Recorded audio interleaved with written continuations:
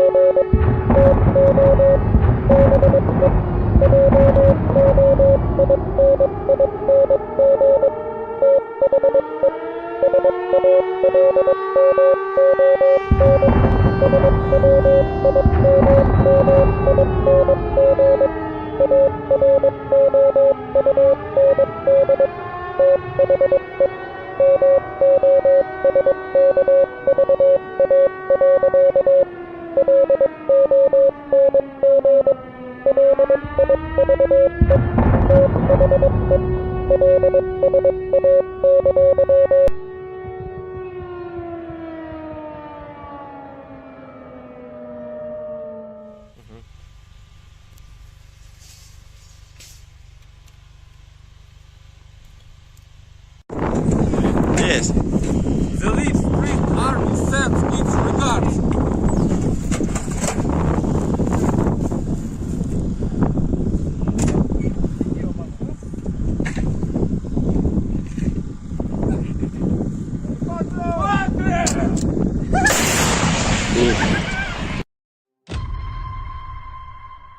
Хотите жить – бегите. Хотите жить – сдавайтесь в плен. Россия не получит новую территорию Украины. Россия присоединит себя к той катастрофе, которую она принесла на оккупированную территорию нашей страны. Оккупант заполняет могилами захваченную территорию Украины. И все больше могил на территории самой России. Ценой того, что один человек в России хочет продолжать эту войну, кто хочет войны больше, чем жизнь. Ваши жизни, граждане России.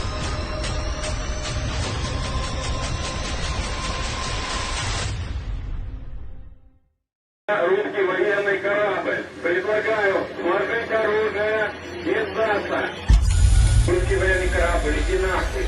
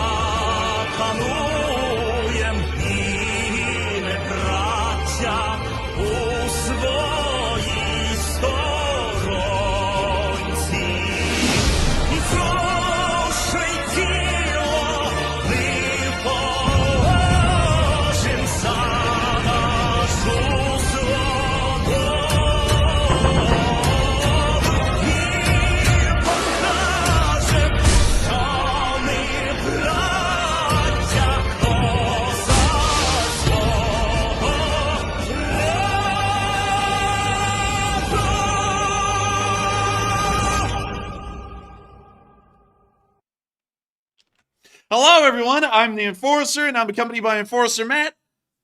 And good evening, folks. It's Enforcer Matt, and welcome back to day 570 of the news. And it's good to see you all once again. And Ukraine has been taking ships, and now they're taking land.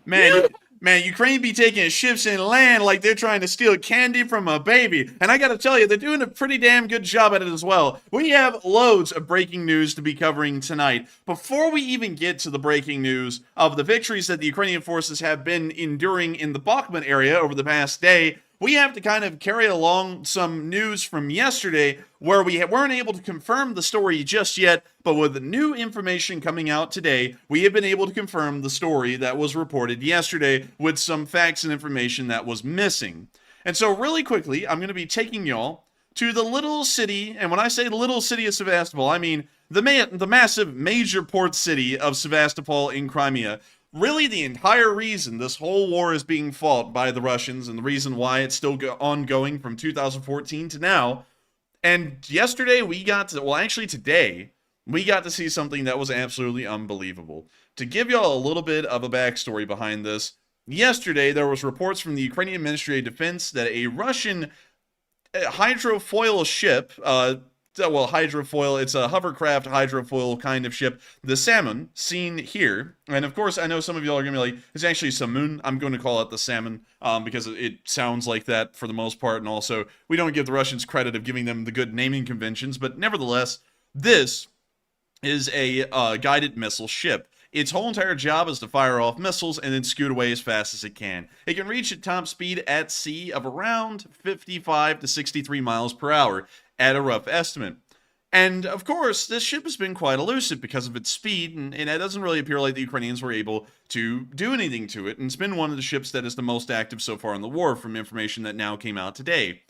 However, information started to surface just yesterday that the Samun had actually been hit by a Ukrainian attack which had seriously damaged the stern portion of the vessel and had knocked it out of action. According to additional Ukrainian reports, they also stated that the ship was now without power and was having to be towed back to the port of Sevastopol completely damaged. The Russian reports said the complete opposite. The Russians claimed that the Samun had been able to destroy all Ukrainian attackers and had taken absolutely no damage whatsoever. Of course, we reported the story by the Ukrainian side of things, knowing that the Russians were most likely going to be lying about this story, and we reported that the ship had been hit and had been damaged, but we were going to be waiting for additional news and information to be coming out over the next few days to confirm whether the ship actually had sunk to the bottom of the sea or had been knocked out. And well, the picture came out today of the Samun being dragged into the Sevastopol port by towboats, and you can see the entire back of the ship is marred from fire damage, showing that the Ukrainians did in fact launch a successful attack on the Samun, knocking it out of action, and we assume that this ship will most likely be out of combat activity for months while it's undergoing refit and repairs due to the extensive damage that was caused to the ship. Considering that the ship... You know something funny looking at this picture right here is this ship is definitely damaged. I'm sure the Russians don't like, the ship being damaged like this, but with that thing sagging in the back like that, if a Southerner was looking at this, that thing is like what's known as the Carolina squatted truck like syndrome going on with that. They would love this. Dude, no, man. Dude, the captain is up there with his arm hanging out of the window of the bridge with a can of Copenhagen in it and some sunglasses, and it says Salt Life on his baseball cap. Playing some hardcore like trap music or something, pulling into the harbor. Man, he'd be sitting there listening to the trap remix of Give Me a Beat Boys and Free My Soul up there in the bridge. Something. Yeah. But man, dude, it's hilarious to see. This isn't the first ship in the Russian Navy that has to be pulled around by tugboats everywhere. That actually is the Kuznetsov. But getting back to this, one thing that's very clear with this thing being dragged around by tugboats is that this hit has knocked out the propulsion system of the ship entirely. This thing was not able to move under its own power and had to require the assistance of tugboats to move. Now, why in the world is that important? Why in the world am I making a big deal about the engines being knocked out? I mean, isn't it being damaged a big deal in its own right? And a ship's engines being knocked out is one of the most serious forms of damage that you can give to a ship. Until those engines are replaced or repaired, this ship is completely out of action. Because a ship, for a ship to be in action in a navy, it has to be able to operate under its own power. And this thing has about as little power as Ramzan Kadyrov does at this moment. He's just kind of sitting around chilling in a hospital in a coma. And this thing is going to be like that, but the naval version. It's just going to be chilling in a dry dock, largely in a naval form of a coma. But wonderful to see that we have gotten proof and confirmation that the Samun was hit by a Ukrainian attack and was damaged. Going off of this, and also going off of how the story was told the other day, we are also fairly certain that the Vasily Baikov and its friend, the Sergei Kotov, were most likely damaged as well a few days ago. It's just that we haven't seen a hide nor hair of the Project 22-160s since that report came out. The Project 22-160s, just like the rest of the Black Sea Fleet, is stationed within the port of Sevastopol, and the fact that they have not returned from their combat activities shows that maybe the damage to both of them was light enough that they've been able to get away with continuing their mission or their patrol without having to return back to Sevastopol immediately. Nevertheless, considering the report about the Samun was identical in the contrasting reports that we got to what we also heard about the Project 22-160s, I'm going to put a pretty good amount of faith into the Ukrainian Ministry of Defense reports and say that both the Vasily Baikov and the Sergei Kotov have also been hit and damaged as well without question, but we do not know how extensive that damage is because we haven't gotten any picture proof to confirm it. So we, at the moment, just to make our stance clear, the Samun has been knocked out of action for months. It's significantly damaged. Its propulsion systems have been knocked out. It will not be leaving Sevastopol for months on end, maybe even throughout the duration of the war. The Rostov-on-Don Kilo-class submarine has been destroyed, so has the Minsk Rapucha-class landing ship. It also has been destroyed as well. The two Project 22-160s, the Sergei Kotov and the Vasily Baikov, may also be damaged as well at this point, but we do not know the extent of that damage, and we'll be waiting for picture and video evidence of those ships returning to a port somewhere within Russian-controlled territory to try and assess what kind of damages they really have sustained. But moving on from that, another little bit of news, Matthew, came out today that was even more shocking. And we're going to see that the Russian response to this was very swift when this came out.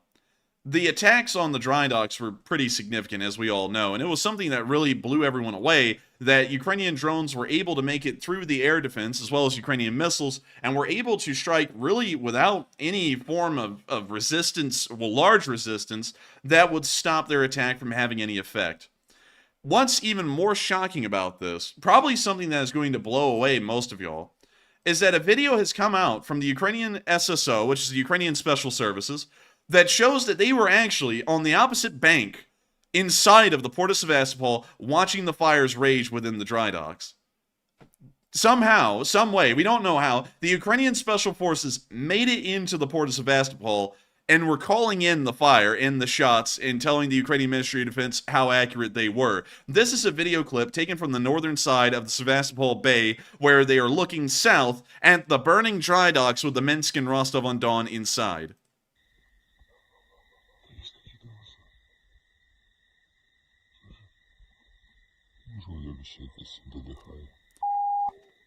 Oh man, we hit them pretty good, Bled. They've been blown to hell and back, Bled. But this was something that freaked the Russians out pretty quickly. That happened 16 hours ago. Just a few hours after that, a report then came out that a decent amount of the Black Sea Fleet's operational surface fleet, 3 large amphibious assault ships, are now going to be moving from Sevastopol to the Azov Sea. The Azov Sea. They're trying to hide them. They're not going to be able to do it, though. They're going to try to get rid of those ships out of Ukraine's range, I think, or at least try to move them around where Ukraine doesn't know where to target. It's not going to work. And you know what's stupid about this is that they're moving them into the Azov Sea, and the Azov Sea is literally a pond. It's only like 50 feet deep. It's hardly deep at all. I mean, it's hardly even a sea. It's more like a massive lake. But still, what is insane is that the port of Sevastopol has been so thoroughly compromised over just the past few days, we're now seeing that in large effect, the Russians are going to be moving the entire fleet out of Sevastopol piecemeal at a time. Also, another thing that we've been hearing is that they have a floating dry dock somewhere within the port of Sevastopol. I'm going to see if I can try and find that for y'all, and I don't think we will be able to. We can also see a little floating dry dock right down here. It looks like they have a couple of ships in it, in various states of disrepair. But moving on through this area, there is apparently some kind of a floating dry dock that they've made. Of course, that is not as effective or as plausible to use as a normal built-in dry dock. But nevertheless, the Russians are trying to keep fleet logistics running. But considering that all of the information and all of the footage that's just come out from the Ukrainian side shows that the port of Sevastopol is entirely compromised safety-wise for the Black Sea Fleet, we are probably going to see the Black Sea Fleet will be forced out of Sevastopol and moved to other ports. And really, the only one that can support them is the port of Novorossiysk, and even then, it's a massive stretch. Novorossiysk is a fairly large port, especially for what the Russians have in the Black Sea, but it's nowhere close to the size of Sevastopol. It doesn't have any of the Black Sea Fleet's maintenance and logistics facilities that they would find themselves possessing inside of Sevastopol.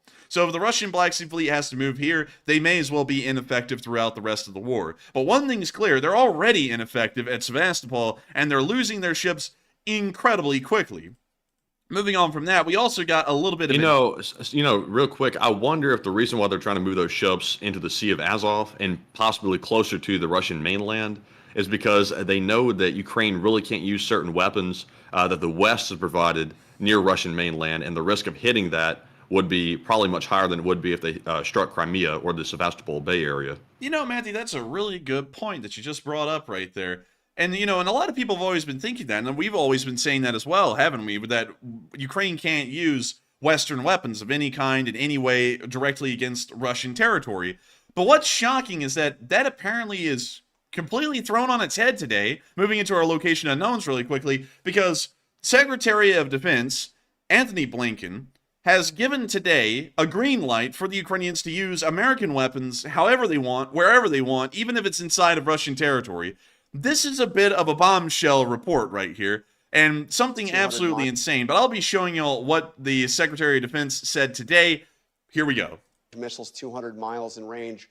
Are you okay if those missiles allow Ukraine to attack deep into Russian territory? In terms of their targeting decisions, it's their decision, not ours.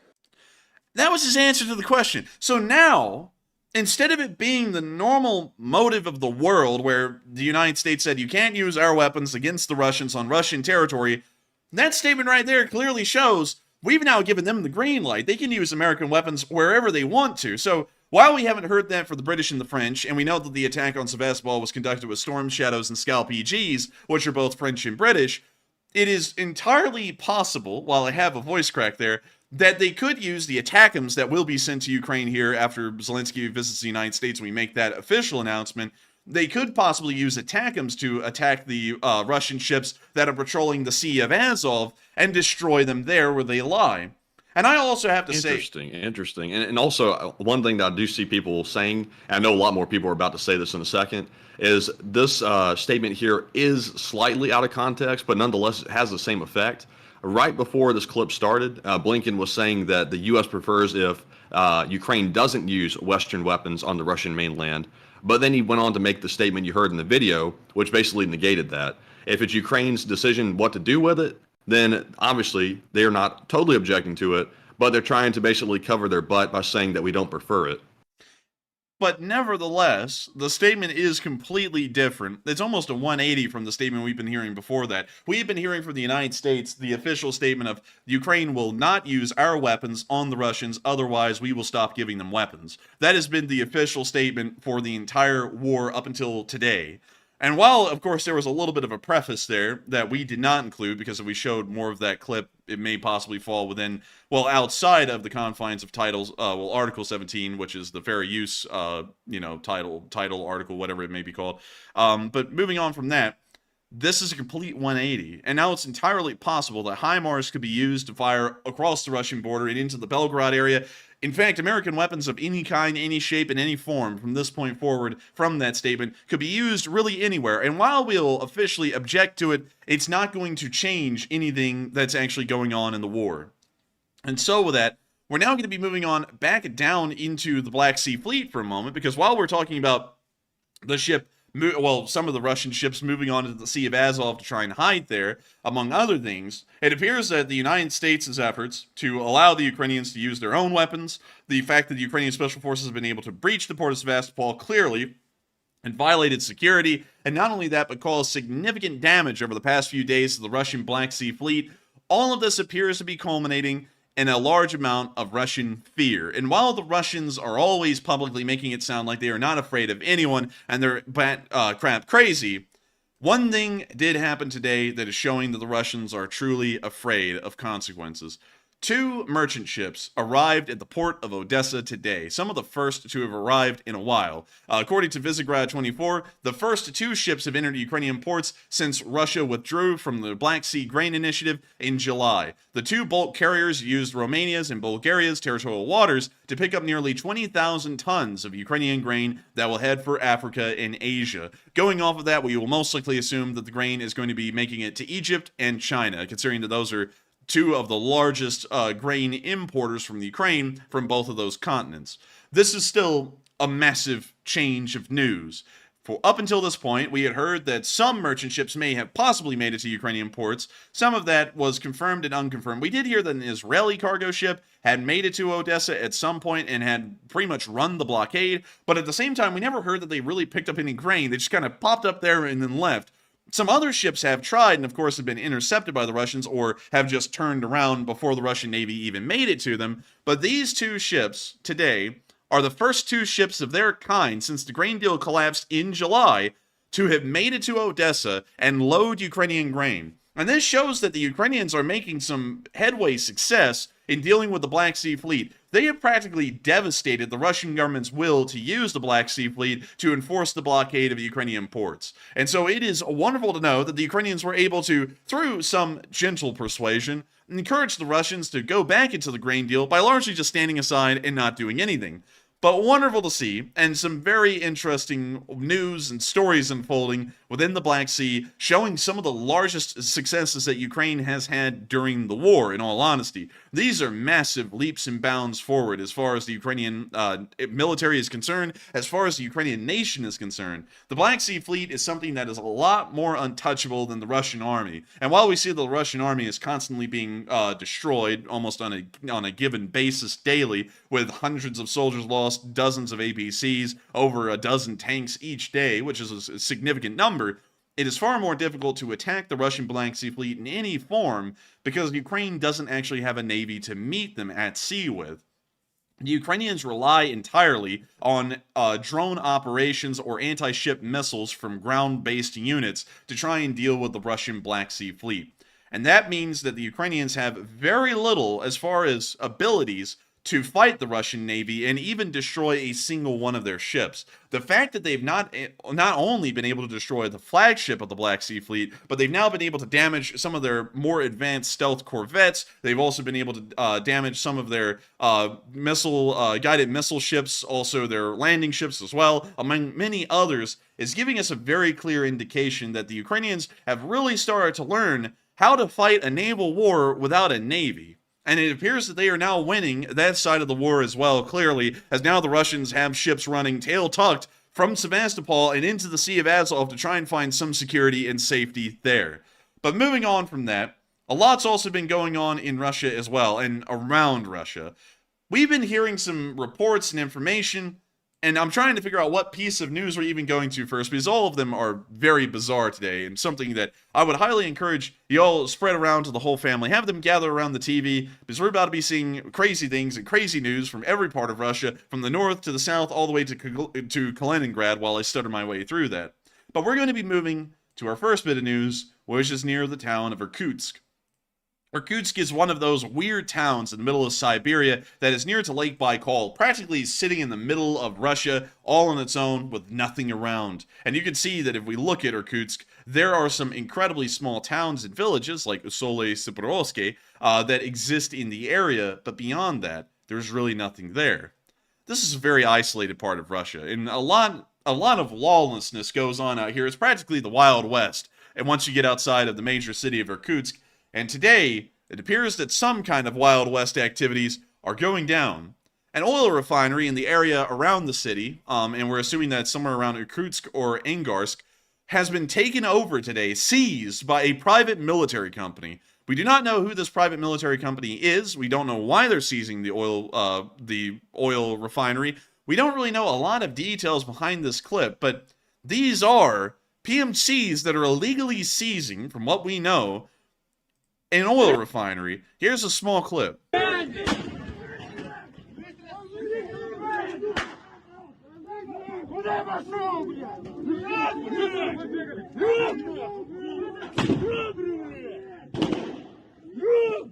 Chaos. Chaos and Who confusion. could that be? A PMC inside of Russia? Who would have thought that would happen? Man, who would have ever thought that we were going to be sitting here and watching this thing do its thing? And also, Matthew, one second. Let me read that really quickly. One second.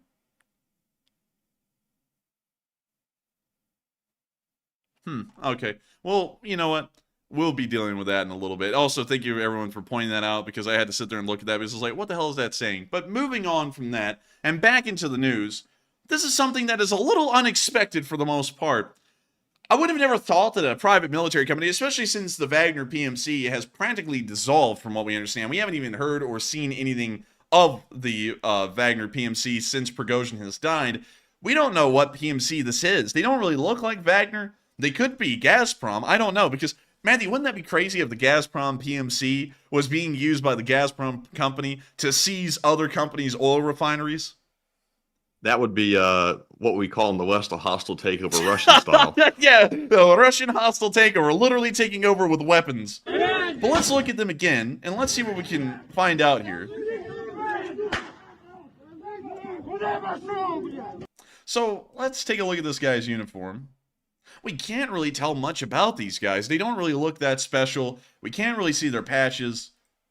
So who knows what PMC these guys are a part of. And they're also wearing different uniforms. Some of them have helmets, some of them have baseball caps. So it's a pretty run-of-the-mill kind of a PMC, but still not enough identifying information about these guys to really tell much of what their ambitions or their aims might be in this entire endeavor. But still, they seem decently kitted out for whoever they are. Like, they don't seem that badly equipped like some of the Russian soldiers we've seen. Yeah, that's true. They do have a little bit more kit than the average Russian that we've spotted over most of the war. They do have bulletproof vests. It also appears that this guy has a pistol, possibly, some pouches as well, and also some kind of an AK-74. So, you know, normally kitted for, I guess, a pretty high-end PMC. And then these guys came up, and they're wearing some kind of, like, it almost appears to be a Russian camouflage pattern for the police, which is probably one of the most confusing parts of the video, is that these guys come up and they look like they're a part of the police force. So I don't know what's going on right now in Irkutsk, but this video did come out showing some of the things unfolding and going down there, And we will be waiting to see what else happens in that area because we haven't gotten any additional news since that video surfaced. In the meantime, now I'm seeing in the live chat some people were saying that apparently this is from Noob of the Year. They said the vice president of the company was granted control of the company and they're grabbing it for them. And I presume he's talking about the Russian government enforcing a court order. And I see Mike Gallagher saying that it was Gazprom that was named. So maybe it's a situation where there's a court order being enforced, but in Russia there's probably something nefarious behind it. Man, that's one hell of a way to enforce a court order is just to have people show up and start shooting at folks. It's like, it's a little bizarre, don't you Send in think? the military. Dude, you sit there. Dude, that's like here in the United States, sitting here going, you know, we need to enforce court order. Call up the National Guard and have them fire the guns into the air as they walk up to these guys. That should do good. It's like, what the hell are you thinking? But speaking of enforcing court orders and all kinds of legal things, we have seen, and this has absolutely nothing to do with legal things, but we did see that Kim Jong-un was able to touch a hypersonic missile today. A picture came out which was very touching. And I feel sorry for the hypersonic. Well, actually, that's a MiG-31 that carries a hypersonic. But I feel very sorry for the MiG-31K, as I believe it will be joining the movement against folks like Harvey Weinstein and other folks, because I would say that this thing touching a jet, that jet probably feels sexually harassed. But nevertheless... Oh, man, it's blessed now. Man, it is blessed by the hand of none other than the great Kim Jong-un. I heard this guy doesn't even crap. Like, he just doesn't use the toilet. I mean... that has to be impossible. He's full of crap. I know, right? I know, right? But that's what they say in North Korea. They say the guy never goes to the toilet. It's actually a real propaganda thing. But anyways, wonderful to see that they're once again having their little tour trip around Russia, really for virtue signaling. And this is also on top of the Russian government coming out today and saying that officially there has been no agreements in between the North Koreans and the Russians that was signed. And the most important thing to take out of that is that was signed. There may be a verbal agreement at this point in between North Korea and Russia, but at the moment, we haven't heard about that. So with that, we're now going to be moving on from Eastern Russia, and we're now going to be hopping all the way back over to the West, and moving up to Norway. The Russians, of course, have been having some serious issues with manpower throughout the course of the war, and they have been trying to find ways to get more fighting forces into Ukraine without having to call up another partial mobilization. And according to the Norwegian defense, they have reported that Russian border guard forces have decreased drastically in size over the past few months, most likely being stripped for more manpower to be used in Ukraine. According to Nexta, only about 20% of the number of soldiers stationed there before Russia's full-scale invasion of Ukraine are currently deployed near the border with Norway, and that's according to the chief of the Norwegian Armed Forces, General Erik Kristoffersen. The same situation is on Russia's border with Finland, pointed out Rob Bauer, chairman of NATO's military committee. According to Kristoffersen, the decision clearly shows that Putin knows NATO is not a threat to the Russian Federation. If he believed we were a threat to Russia, he wouldn't have moved his troops to war in Ukraine. But I think it's showing a different story. I'd actually have to disagree with the general here. I believe it's showing a different story that while the Russians believe, and they probably do, that NATO is a threat, and we are to them, you know, it's naturally what the NATO alliance is, it is a threat to Russia. At the same time, the war in Ukraine is going so badly, they've had to pick one of the necessary evils. Either they continue to try and defend their borders against whatever NATO might do in the future, just as a strategic premise, or they move those forces into Ukraine and pray that nothing happens on their borders, like, you know, some saboteurs getting through, or maybe a couple of CIA agents with suitcases of money that are going to start buying off the locals and the police. Beyond that, however, things are getting really bad for the Russians because they're so desperate for manpower, they are stripping border guard forces of their own manpower to bring into Ukraine so that way they can try and keep the war going just for a few more days, maybe. And also, speaking of things going on along Russian borders, like with the Norwegians, the Polish have declared that they're going to be building a wall. I'm not kidding. They're going to be building a wall. Build the wall, build it tall, Man, and build it low. The Russians said, we are going to sit here we are going to threaten the wicked ways of the West. And then Poland said, it got chin Charlie. They sat there and said that. But nevertheless, according to Poland's Prime Minister, Mateusz Morawiecki, and hopefully I'm saying that right, he said Poland is going to build a legitimate border wall along the entire Kaliningrad border that is shared with Poland. They currently have a razor wire fence there, but he says it will be replaced by the same type of wall it has on the border of Belarus. And we can actually see the picture of that wall on the Belarusian border right here. I gotta say, that is a pretty interesting wall. It kind of looks like a soundproofing wall that you would see like along the interstate in Florida, or Florida as we call it down here in the South. But nevertheless, they are going to be building a full-on border wall along the length of Kaliningrad. And to be honest, the reason's probably the same reason they had for building the border wall around Belarus. The reason why is because the Russians are the Russians and Belarusians are constantly trying to shove people from inside of their territory across the border and into Poland, because Poland right now, for the Russians and Belarusians, is serving as the gateway to the rest of the West. If you can make it across the border into Poland, you practically don't have any limits on where else you can go throughout the European Union, and from there, it's possible that you could even make it further into the Western world, for example, the United States, if it's entirely possible, and you have the correct forged documents. So, of course, Poland is trying to look out really for the rest of the NATO world at this point by building these border walls and heavily defending their borders from further Russian incursions, so that way Russian spies, saboteurs, and so on can't end up crossing the border and slipping through easier than they would if a wall was there. So it appears that I gotta give it to them, though, because they don't have nearly as much border as the United States, but that looks like an expensive wall. It had no holes in it whatsoever. It was like solid metal.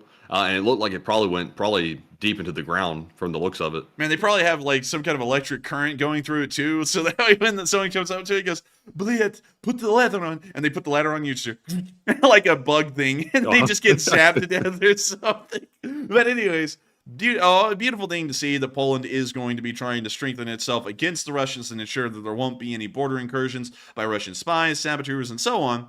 But wonderful to hear. And good to see that Poland is, of course, continuing to do what it does best, which is reacting to the Russians. The Poles do better reacting to the Russians than really anyone else in the rest of the world. The Russians, however, don't really react to themselves quite too well, because as you all know, Surovikin has been on the out and out, and we now are able to confirm entirely today that he is inside of the city of Algiers in Algeria. A picture was spotted of him right here. Boy, howdy. Does he look like a bald George Costanza to you, Matthew, with a beard? Because he kind of does to me. He really does. And that like tan outfit he's wearing with no patches or any insignia on it whatsoever. It's like he's just there like a person passing through or something that really doesn't belong. Man, it's like he's some kind of a tourist or something, honestly. And also, with a little bit of that Mao little bit drip going on. Man, but you know one thing, though, that you had to have? He may not have the patches. He may not have the rings, but you know what he has? The pin.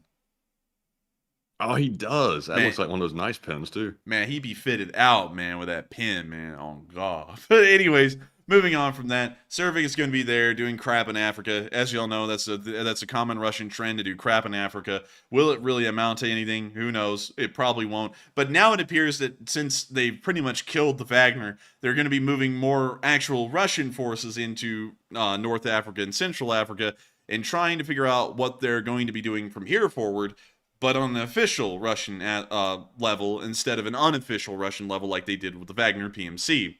Moving on from that, however, and out of Northern Africa, we're now going to be returning to Ukraine, and now we are finally going to be getting into that breaking news of the night, which is the massive advances and successes that we saw the Ukrainian forces have in the south of Bakhmut, because today's videos and clips that came out could only be described as a victory over the Russian forces. But before we get into that, the chat's been going wild, and a lot of y'all have been talking about all kinds of interesting things that pique the interest. And when I say peak, I mean peak, like P-E-A-K, not the, P-E-A-K. I just said that so wrong. You know what? We're just going to move on from that joke. It was going to be a good one, but I already butchered it. So we're just going to move on. But Matthew, what do we got? All right, so we got some really good polls, but I've seen some of y'all in the chat saying that Poland is building the wall, but they've told Belarus to pay for it. Now, I've heard through the grapevine that Lukashenko has turned around and said, "I'm not paying for that bleeping wall." This is rumor. But enforcer, have you heard anything like that? I've got to tell you, I've never heard anything like that in my entire life. We're going to build the wall 10 feet taller. It's going to be a great wall. It's going to be beautiful. It's going to be great. It's not going to be gold plated though. Unfortunately, it's just metal. But anyways, moving on to our first poll, it says, with Ukraine's recent Russian naval fleet attacks, do you think Russia will be able to prevent more attacks? 49% said no, Ukraine knows where to find them. 27% said yes, Russia is hiding their ships now. 18% said maybe, but it will be tough. And 6% said unsure. And I think that Russia might be able to hide their ships. They are certainly moving them around to try to hide them. I think it might be a little bit tougher for Ukraine to hit them now because they don't know the exact spot that they're in. I'm sure Ukraine has some intelligence as to where they're going and the exact spot where they can target them, but it might be a little bit tougher now. But I think they might be able to hit them. But Enforcer, what say you? I would say that if they're moving them into the Sea of Azov, honestly, there's literally moving the fish into a barrel at that point, because if Ukraine gets the ATACMS, it has a 150-mile range, meaning that if they were somehow able to get the ATACMS to be fired at a ship, they'll be able to literally fire at any Russian ship within the Sea of Azov anywhere. Of course, the ATACMS is an anti-ship missile, and it largely has its coordinates pre-input before it's even launched. But nevertheless, if a Russian ship was just moored in the Sea of Azov and it just stayed there, it is entirely possible that an ATACMS strike could end up hitting the ship and destroying it, or a Scalp EG missile or a Storm Shadow. So moving them into the Sea of Azov isn't going to be helping out the Russian Navy whatsoever, at least from the statistical side of things. But with that, I hope we were able to address that pretty good. And with that, we're on to the next one. All right, and our next one says, did you interpret U.S. Secretary of State Blinken's statement on the use of Western weapons on Russia, meaning 75% said a green light to use on Russia, 8% said he meant the U.S. disapproves of it, and 18% said unsure. So I would definitely agree with the 75%. No matter what he said prior to that statement we saw in that video, he negated everything he might have said by saying that it's Ukraine's choice as to how they use those weapons. And considering the fact that Ukraine now has some weapons to rival the ATACMS, I think the timing might sort of line up with that. Basically, the West thinks that if Ukraine already has something that can basically rival the ATACMS, then there's no reason that we don't allow them to use the ATACMS on Russia anyway. So it's good to see that the U.S. is easing those restrictions a little bit, and that Ukraine can use that to their advantage. But Enforcer, what say you? I think it's amazing to hear that we're easing those restrictions. I think that's probably a way that we're responding to the Russians' provocations around Bulgarian waters and also over Romanian airspace, is by allowing Ukraine to use our weapons wherever they want at this point. I would take the statements largely, like I said they were earlier, as a affirmation to the Ukrainians that American weapons can be used anywhere, but officially they're going to dissuade them from doing that, but behind closed doors, they're not really going to say anything about it. So I think that's a great step in the proper direction for the Ukrainians and also for the United States as well. I think that's a proper response. And so with that, I hope that does address that fairly well. And with that, we're on to the next one. All right, and that was our last poll for now. So, of course, we're moving on to our Super Chat questions. And up first, we have a very generous $100 donation from Gary Robbins, longtime channel viewer. And thank you very much, Gary, for that massive support. And he says, I so appreciate both of you. And thank you very much. He says, I love the return of the midday news. And I think that Enforcer Matt does a great job of carrying the load. And thank you for everything. Yeah, I appreciate the kind words, Gary. I do enjoy doing the short war summaries. I think they're going pretty well.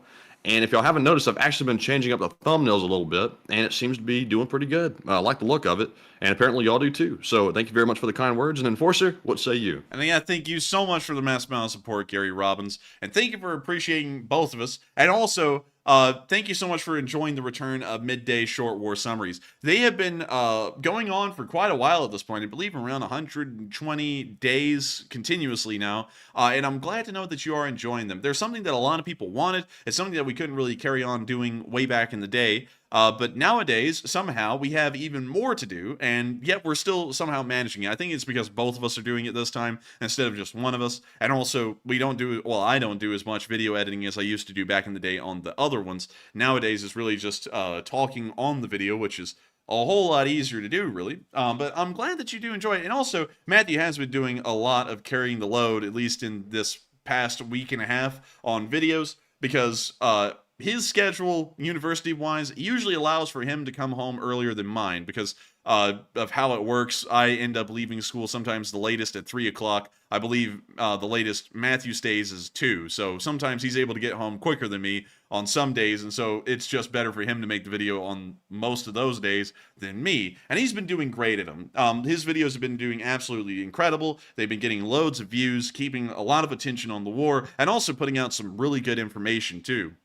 And so I got to thank you so much for appreciating both of us, and also all of the effort that Matthew's been putting into the videos recently, because they have been incredibly good. And so thank you so much, Gary Robbins, for supporting the channel and helping us to keep on running, because while you say thank you for everything, the support that you send in, the $100 that you just sent in, helps us to make everything possible. Of course, this is a job. And this is a business for the most part, and we don't make any qualms about it. And y'all's support helps us to keep this business, which is news reporting, going, and helping us to keep everything running in the background, helping us to keep the lights on, helping us to do literally everything. And when I mean everything, it's literally everything. Living ain't free. It costs money to do really anything, and y'all help us to be able to make that possible, where we can pay all the bills and do everything in the background that needs to be done, where we can do this as a full-time job. And so with that, thank you so much once again for support, Gary. I hope that does address that fairly well, and thank you for being an old guard of the Lee Spring Army. And so with that, we are on to the next one. All right, and our next super chat goes to Blue Flam 777 LSA. And thank you very much, Blue Flam, for that support. Channel legend, by the way, and they put in a 50. And they said, Shy has a secret love crush on Elon Musk. Wait, whoa, what?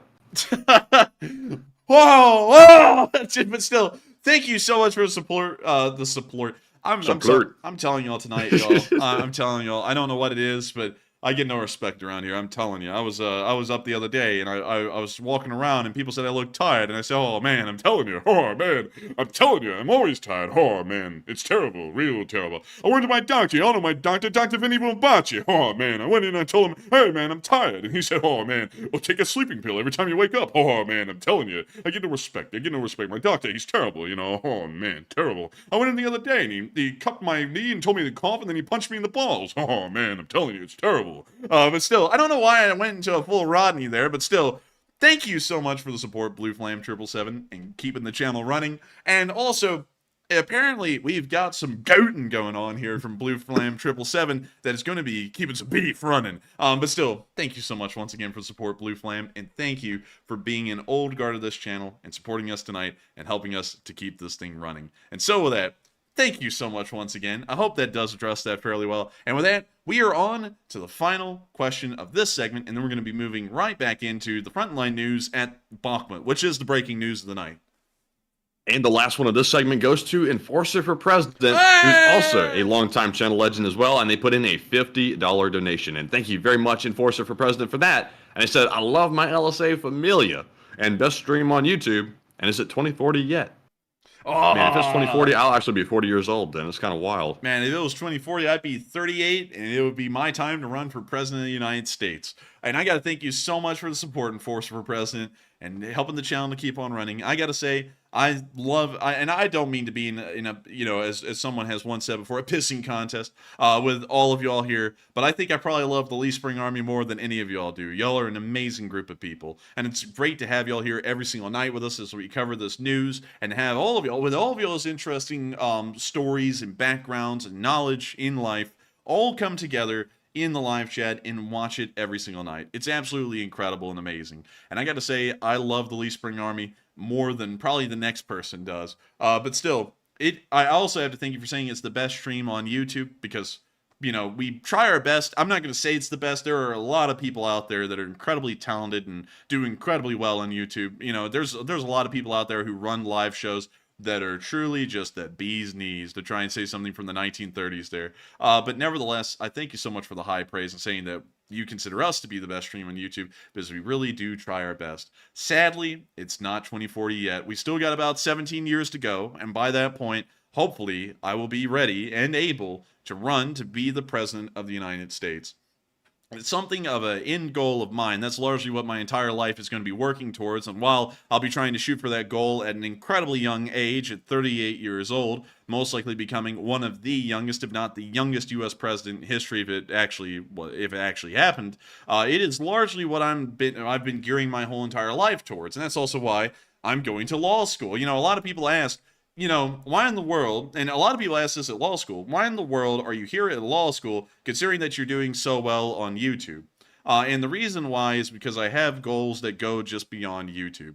I actually would like to be someone who brings change to the nation, not one of the normal people who just kind of gripe about it and complain about it and then they do nothing to fix the situation. I would like to actually see if I could give a run at it and actually try and change things for the better in this country. That's something that I would like to see and try and do. Of course, some of y'all are going to say, what's your party policy? Well, what's your campaign policies? And I am not getting into that here, because this channel is all about supporting Ukraine. It's all about helping the Ukrainian people continuing to fight this war and hopefully win. But when that time comes around, it comes around. Hell, maybe we can even have a Lee Spring Army party that is completely separate from every other one. And that, I'll say this. Everyone usually says that the third-party vote is wasted. That would not be a wasted third-party vote. I think that the Lee Spring Army party would be amazing. Wouldn't that be cool, Matthew, if we had a LSA party, like an actual, like, party for the LSA?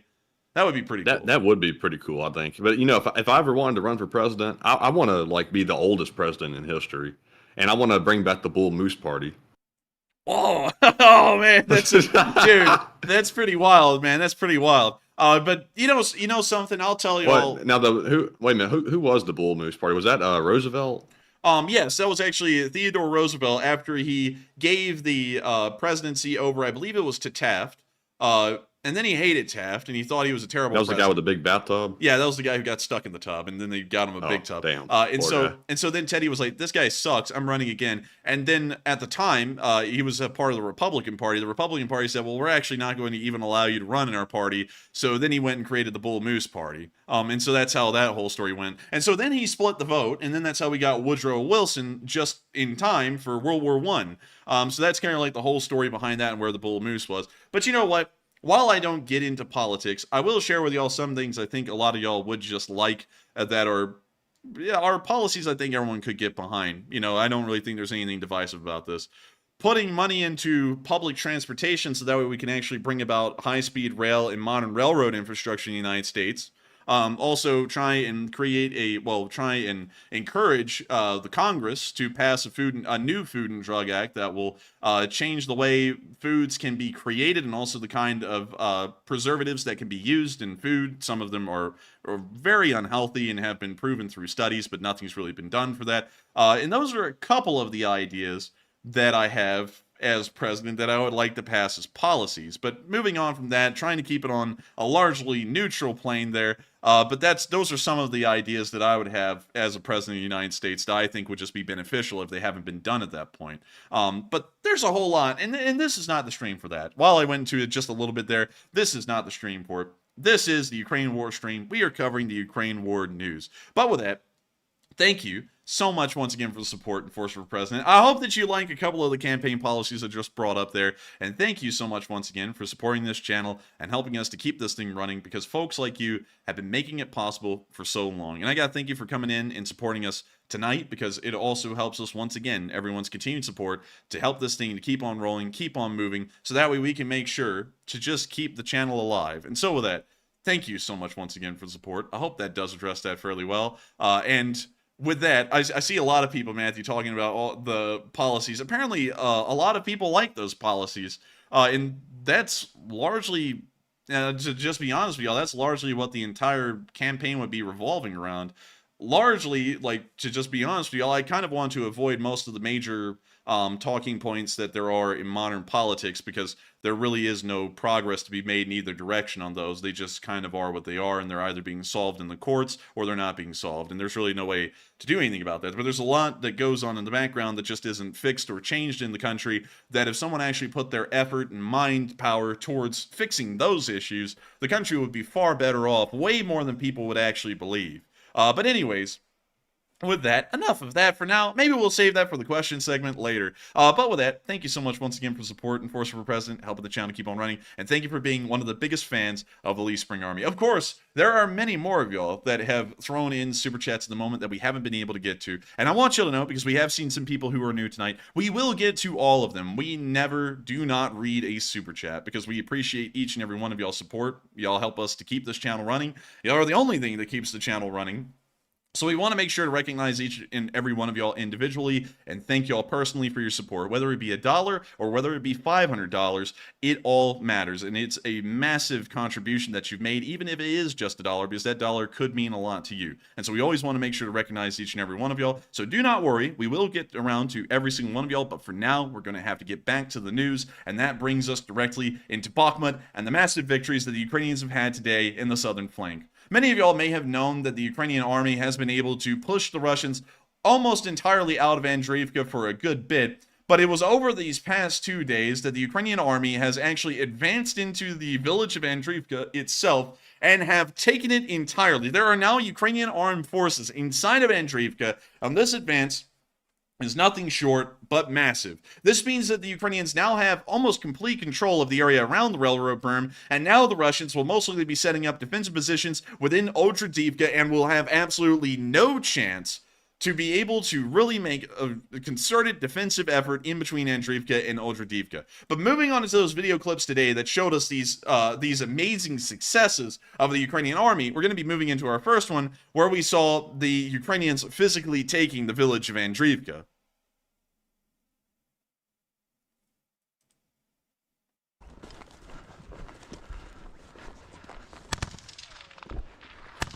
We see the Ukrainians advancing into the village. Of course, the area has been completely shattered and broken up by artillery fire from both sides, and we see Ukrainian infantry continuing to advance steadily through the ruins as they're now taking the village by force.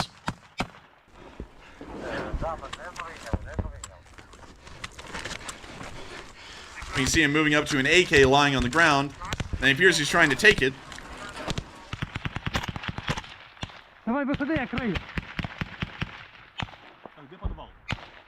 Там підвал. О, тут нора. Тут труп. Просуваємося до будинків. Все. Займаємо тут.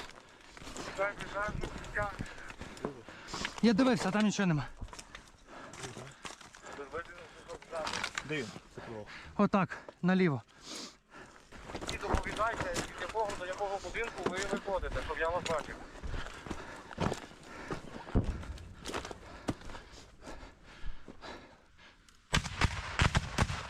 We now see them continuing to fire through the village. Yeah. Or at least what's left of the village. Yeah. We now see them tossing a grenade into a Russian bunker, which then explodes. Все, пішли. Пішли сюди. And they now continue moving on throughout the rest of the village.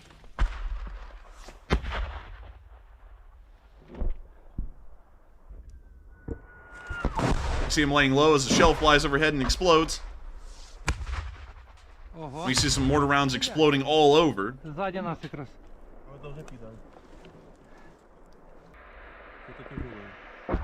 This is like the perfect time if Ukraine had like a really strong air force for them to call in airstrikes. That would be nice, wouldn't it? They'll have it sooner or later. They'll have it hopefully by next year. They're now continuing to move up through the village. Криєте, пацани! Оп. And also, Martin, that's a great question. I would actually say that this is a continuation of the first Battle of Bakhmut, because the break in the fighting was only about 4 days long at the most, which really doesn't signify any more a break in the battle. It was really all just one continuous battle. But you now see the Ukrainian forces hold up in this building, preparing to move forward once more. And the video clip ends right there, but showing us some of the actions of the Ukrainians who have been liberating Andriivka today. And we also got additional footage showing that the 3rd Brigade was indicating that the entire village had clearly come under Ukrainian control. When you see them holding up the flag of the Azov unit. Ми 3-я окрема штурмова бригада, 1-й штурмовий батальйон 3-ї роти. Знаходимося на околицях Бахмуту, а саме в селі Андріївка. Ви бачите, що окупанти залишають після себе, але ми крок за кроком звільняємо нашу землю від окупантів. Разом до перемоги! Слава Україні! І слава нації! And with a light drizzle on the afternoon of September 16th, the village of Andriivka has now fallen back under Ukrainian control thanks to the amazing efforts of all of the Ukrainian units in that area. We also got to see that some Russian soldiers who had apparently been holed up in the town still, while the majority of the Russian garrison had withdrawn about 2 days before, apparently got shelled by their own artillery when attempting to surrender to Ukrainian forces. Here's the clip. And also be muting that. But we can see the Russian soldier here with his hands up surrendering. We can see the Ukrainians over here processing the Russian soldier. We can see the guy coming out of the destroyed house that they were hiding in. He's now laying on the ground, and he'll also be processed in a moment. And we can see more Russians coming out. We can see a third Russian here coming up and surrendering. We now see him laying down. And we can now see the smoke billowing from this area. And then, on film, a Russian mortar shell lands in the middle of this entire group, taking out the Russians that just surrendered. And from what we were told, some Ukrainians ended up being injured, but none of them were actually killed in this explosion. The Russian prisoners, however, were not so fortunate. And you can see here the Ukrainian soldiers continuing to move around, but that mortar strike did land on top of the two of them that had laid down into this open area and were waiting to be processed.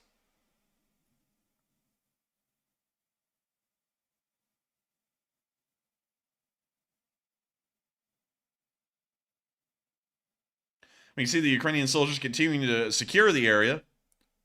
And they're moving off one of the Russian soldiers that has been processed. They're going to be taking him back to an area that will send him to a prisoner of war camp. And we now see the Ukrainian soldier going around to find the other guy. And then they'll begin to process him. You can notice that there were 3 of them that were out here, and now there's only 2 left. The other guy, he, well, suffice it to say, got disintegrated.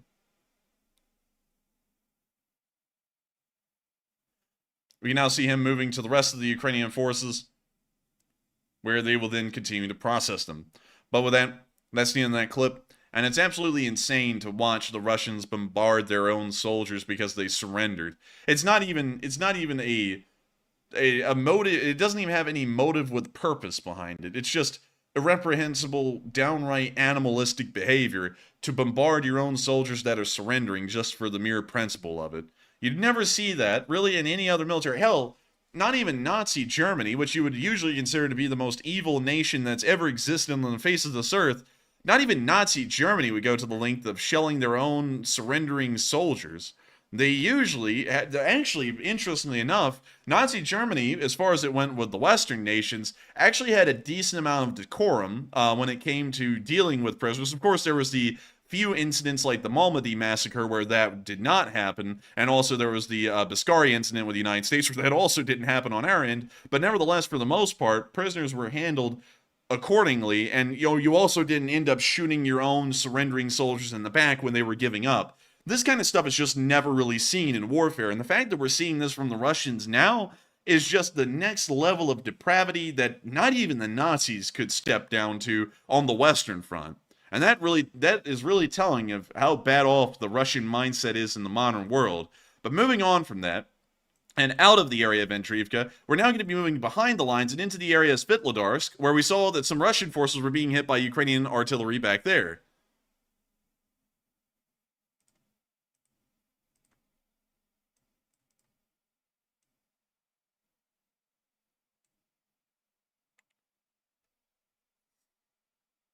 And we can see them hitting some Russian forces. And all, by the way, I forgot to mention, they're actually destroying 2 Russian Buk M3s. I had to make sure to close the window there to make sure I'm getting that information correct. But what you're actually seeing here are 2 Buks, which are surface-to-air missile defense systems that cost around $50 million apiece, that are both being destroyed in a single instant. I wonder if the Russians are going to come by and double-tap this area after the Ukrainians knock them out, just to make sure to kill the Russians for their dishonor. I'm not really sure. Also, knowing the Russians, they probably will. Also, another thing is, and someone brought up a great point in the live chat. It was actually Martin Beckdorf. He said, I would say that the Imperial Japanese had some sort of not following as prisoners thing that might have caused something like that. And you're absolutely correct. The Japanese actually were far more barbaric than the Nazis when it actually came to dealing with enemy forces or citizens of an enemy nation. And usually they would end up trying to kill the soldiers that were taking them prisoner. They would feign surrender and then try and kill as many as they could by usually carrying a live grenade with them as they were being processed that they would then drop and then hopefully get a couple of Marines. But we can also see a Buk trying to leave the area that is clearly on fire right here. And we now see the Russian crew bailing from the Buk as it gets rebuked by the Ukrainian artillery fire.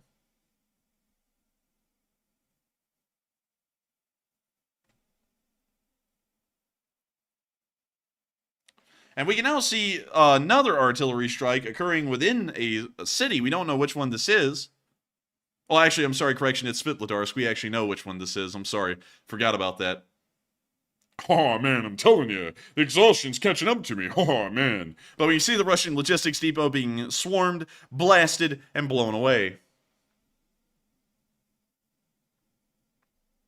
And we now see all the Russians running up in their ladas going, oh, bled, what happened? Suka, bled.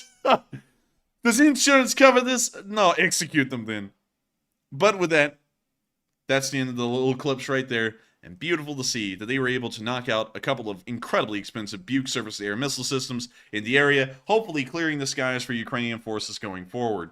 Moving on from that and into our location unknowns, we also got a really interesting little clip today showing that Ukraine is going to be receiving some highly advanced 3D printers from the United States that will be able to help them to produce military equipment. Here is actually a time-lapse of one of those 3D printers creating the hull of a small boat.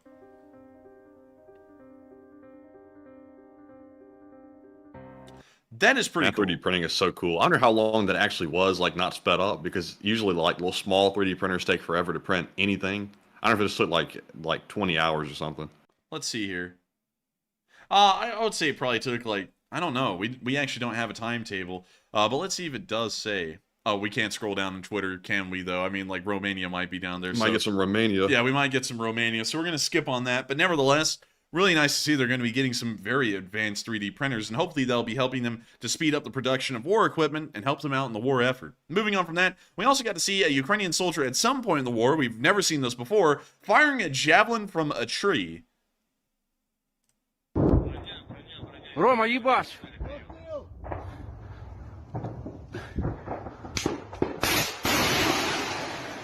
Their ingenuity has no bounds, literally. It's really impressive to see this kind of stuff. But with that, we're now going to be moving on into our next clip, where we also got to see the inside of a Panzerhaubitze 2000 once again in action. Also, going to be muting that. Yes. Yes, Slaven! But we can see them writing a little message on the shell here. Oh man, I'm telling you. Sign my shell. And we now see, oh, damn, dude. Dude, that ramming thing had malice behind that push. It went, get in there. Dang. Man, that was straight up malice, I'm telling you. Man, that was straight up hatred. But then we can see it firing. Wonderful to see. Love to see it. Love to see it. But with that, that's the end of the clip. Great to see the inside of a Panzerhaubitze 2000 in action. Moving on to our casualty report, we also got to see that Russian losses were actually a little low today, at least in the infantry. Hey, they got 2 Bobcats. That's better than 0. Let's go. One second. Let me back up.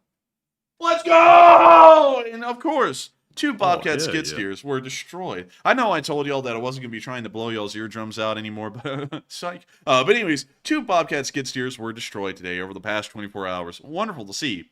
However, for one of the first times ever, we've seen that Russian infantry losses were below average and only 350 losses in a single day. It's actually one of the lowest loss days for the Russian army in infantry numbers over the course of the entire war.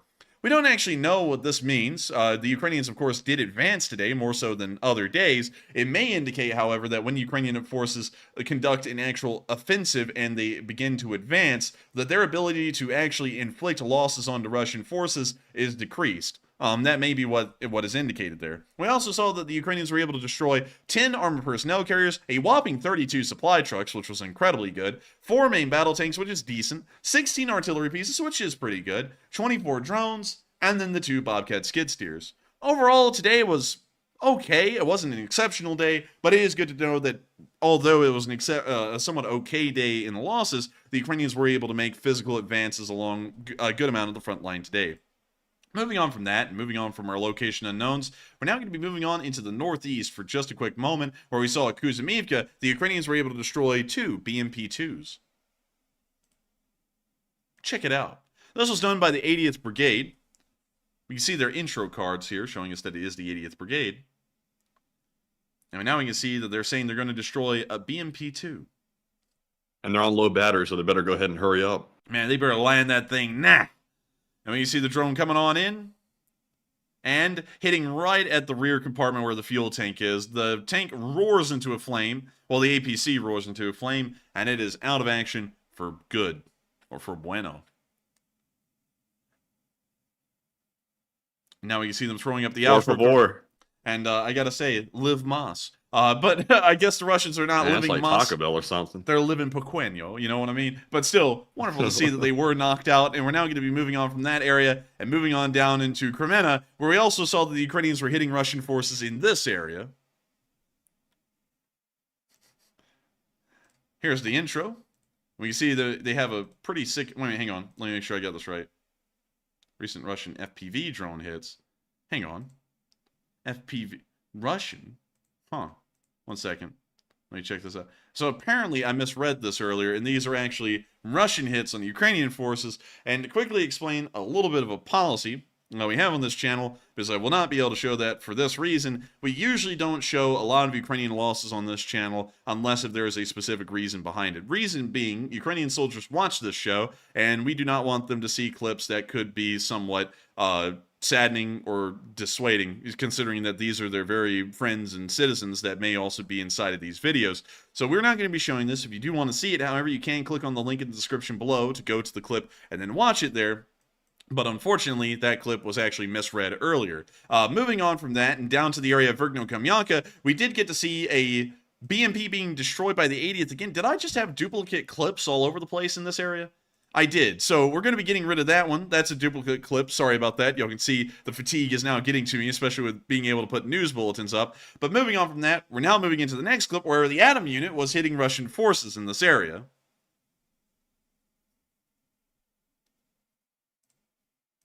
And so with that, here's the clip. We're going to be muting that, but we can see the Russian forces burning. The Atom unit has already hit them, and the drone's just coming around to inspect the damage.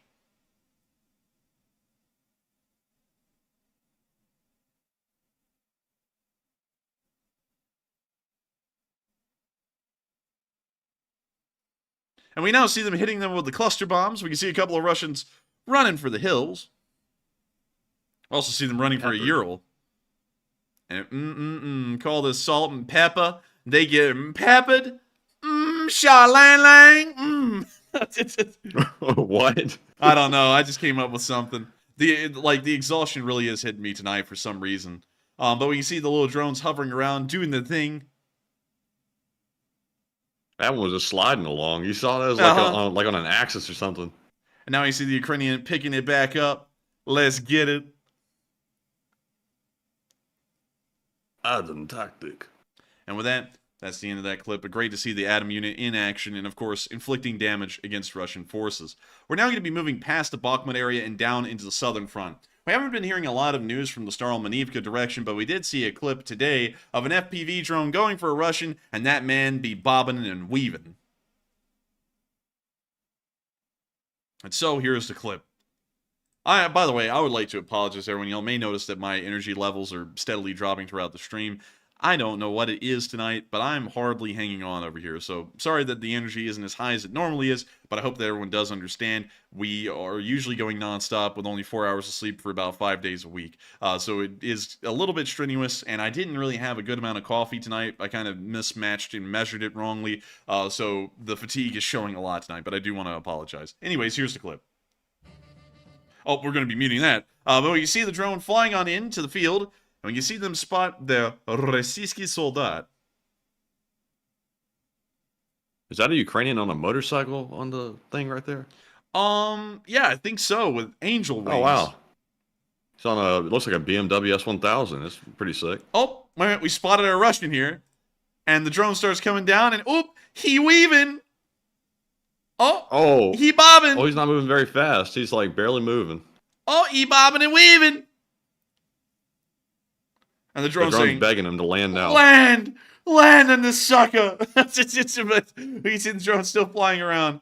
And when you see the guy still down there in the field, bobbing and weaving.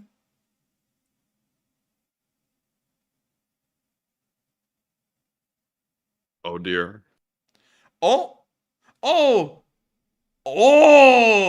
it's an AK-12. Hey, I love the close-up here. You can see that's an AK-12 rifle. Very nice. I've actually seen one of these in person. They're largely just like an upgraded AK-74. But we can see him there, and we can see him bobbing and weaving. He fighting it? Oh, Oh! Oy! Oh, I think he got away. He got away. He actually dodged it. He bobbed and weaved hard enough that it actually missed him for the most part. But the video caption went on to say that he apparently was liquidated by other means later on that day. So while he may have been able to bob and weave well enough that day, it appears that he was not drafted into the NFL. He, in fact, did start pushing sunflowers up in the fields. But nice to see he had an AK-12. Moving on from that clip and into the area kind of around Robotyne, all of our clips from that area today are kind of from around the Robotyne area, but not at Robotyne. Starting off with our first one near Polohi, we got to see that there was a field of destruction in this area. Check it out. We got to see this from the Russians. Apparently, they lost a Smerch and some anti-aircraft guns and a KAMAZ all in the same place at the same time. We're going to be muting the chat music. We can see some Russians walking by, and we're seeing that the Russians are picking them up going, "Did you get blown away?" And they're like, "Yes, Split." And so we can see everything that got blown away out there in the field still burning and exploding.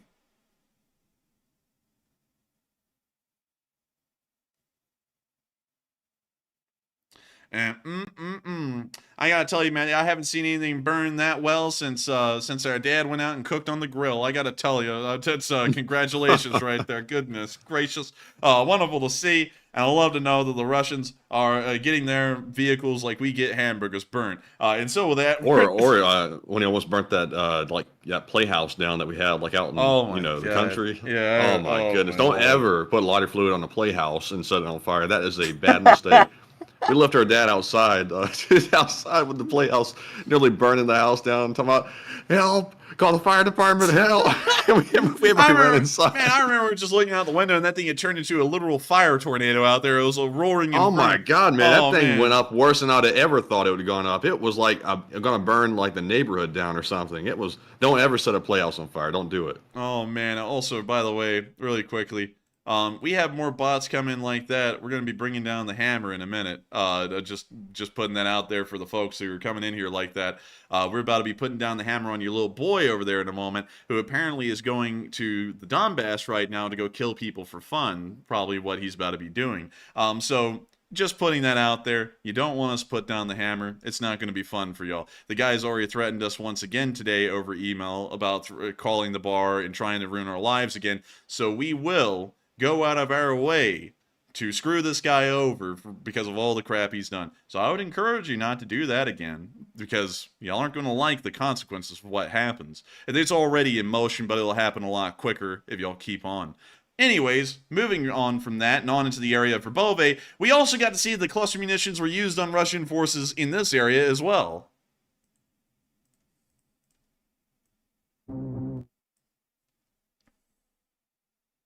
We can see the cluster bombs already exploding in the distance near the burned out field.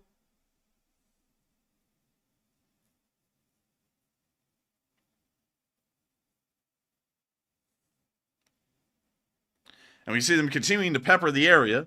It doesn't really appear like the cluster bombs are hitting onto the tree line, but we're not really seeing any Russian infantry out in those fields either. But the cluster bombs are wildly effective.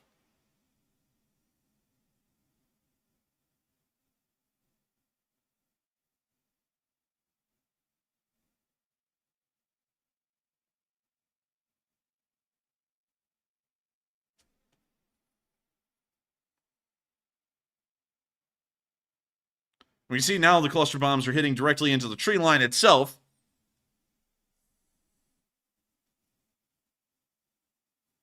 And we now see that something has caught on fire. We can't tell what at the moment, but it is starting to explode. So it must be some kind of an ammo or vehicle.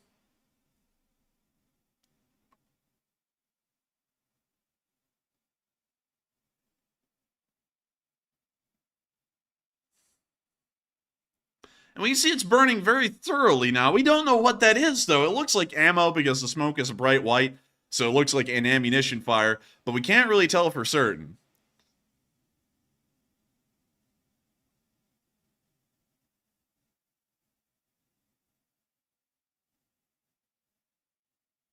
Oh, hey, look, man, look at that. We had a little pop-off. It be popping up. Boom. That's it right there in the field. Man, and Matthew's on vacation or something, but we can see it continuing to explode. Man, I'm over here trying to bonk bots. Oh, bonk. Oh man. And also, I don't even know what you're talking about, Arnie, because we're not talking about y'all. We're talking about other people. But anyways, you see the depot continuing to explode and be destroyed. I'm assuming it's a depot at this point because of all the ammunition doing its thing. But with that, that's the end of the clip. And of course, absolutely wonderful to see that apparently they were able to get a Gyansant B.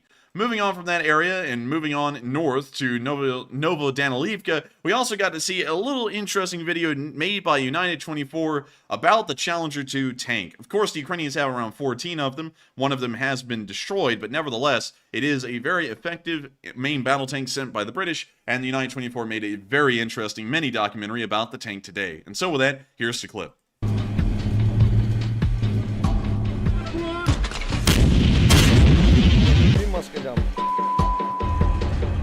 Oh, damn.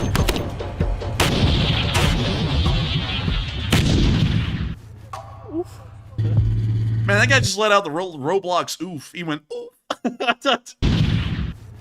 Oof.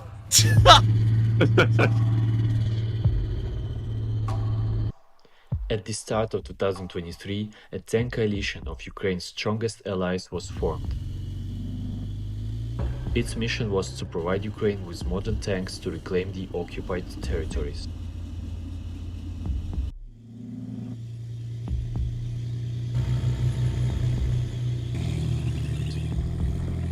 But this initiative became a reality thanks to the crucial decision to supply Ukraine with a full squadron of British main battle tanks.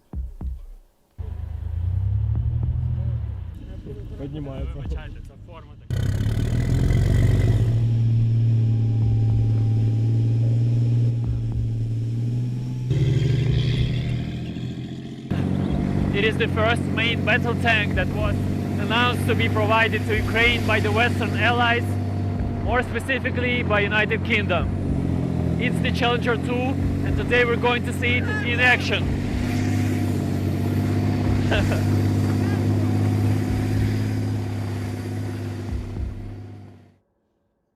Today, the reserve crews of the Challenger 2 will be conducting live fire training exercises. Although everyone here previously completed an express training course in the UK, it is important to reinforce and adapt their skills to the dynamics of the modern battlefield in Ukraine. It's crew coordination.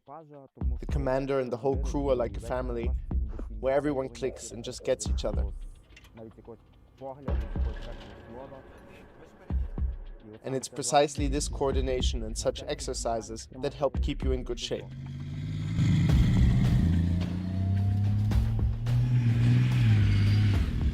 The crew is about to shoot the 120mm hash munition round into the target. Броня, я перший. По готовності до бою до подобу.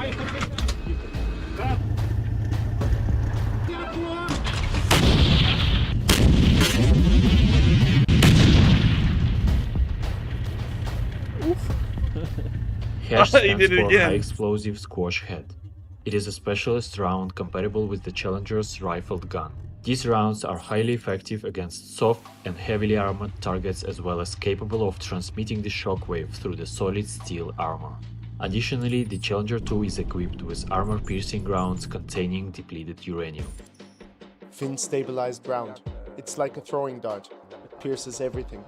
It doesn't matter if it's a T-80, T-72, T-90, T-14. It makes no difference. As Vitaly mentioned, the Challenger's rifled barrel is the sniper rifle of the tank world. However, it's the Chopham armor that truly makes this tank special. While any such hit would send a Russian tank's turret spiraling, Challengers demonstrate outstanding survivability. There's a secret armor here, which no one knows about. Chobham. Of course, as I was told, there's already one Challenger tank that has been hit in Ukraine. The crew was fine, just slight concussions. The guys are my friends. In a head-to-head battle against the Challenger 2, most Russian tanks should fall short. But is a squadron of these vehicles enough to make a difference in this war? It already has, as its delivery has prompted other countries to provide their MBTs to Ukraine. The crews have Wait a minute, hang on. Michael Johnson just said at the end of the Challenger's barrel was stamped LSA-1. Hang on. Wait, what? Are you kidding? Wait, dude, at the end of the barrel was stamped LSA-1. No way. Did I miss that? Was that a thing? Hang on. What timestamp? When was that? I gotta go around and look for that again. So let's see here. Equipped with armor-piercing rounds containing depleted uranium. Thin stabilized ground. It's like a throwing Hang on, dart. everyone. We're going back and Pierces trying to everything. look at this again. Doesn't matter if it's a T80, T72, T90, T14. It makes no difference. Oh my god! Wait a minute, it's L5A1. Sorry, y'all. I thought it was Oh, dang. LSA. I It was looks gonna get like hyped up, LSA. I'm sorry, everyone. That's actually the designation of the gun, I believe, an L5A1 barrel. But I was about to flip if it actually said LSA1 on it, but no, it's L51. As Vitaly mentioned, the Challenger's rifled barrel is the sniper rifle of the tank world. However, it's the Chopcam armor that truly makes this tank special. While any such hit would send a Russian tank's turret spiraling, Challengers demonstrate outstanding survivability. There's a secret armor here, which no one knows about. Of course, as I was told, there's already one Challenger tank that has been hit in Ukraine. The crew was fine, just slight concussions. The guys are my friends. In a head-to-head battle against the Challenger 2, most Russian tanks should fall short. But is a squadron of these vehicles enough to make a difference in this war? It already has, as its delivery has prompted other countries to provide their MBTs to Ukraine. That's a beefy machine gun The up crews there. have successfully completed their training day. As soon as they are needed on the battlefield, they will be there. Until that day, they will continue their practice. And with that, that's the end of the clip. But of course, amazing to see that the British have sent the Challenger 2 to Ukraine. And it appears that while one has been lost due to artillery fire, the Challenger 2 is still highly looked upon as a standard by the Ukrainian military of being the epitome of crew safety and also decent firepower and decent armor protection. But moving on from that and into the area of Kharkov, we also got to see that some Russian armor was hit with some FPV drones today. And so, here is the clip. When you see the drone coming into a Russian tank, flying over it, missing that one, and now looking at the rest of this column, and it appears that out of all of them, it's picked this BMP-2 right here to be its unlucky target, hitting it right on the engine bay and knocking it out. We also saw a tank get hit as well. It appears to be a T-80, and we can now see some kind of a SPG getting hit, completely detonated and destroyed. We can see a T-90M right there being hit by a drone, and another one, and another one.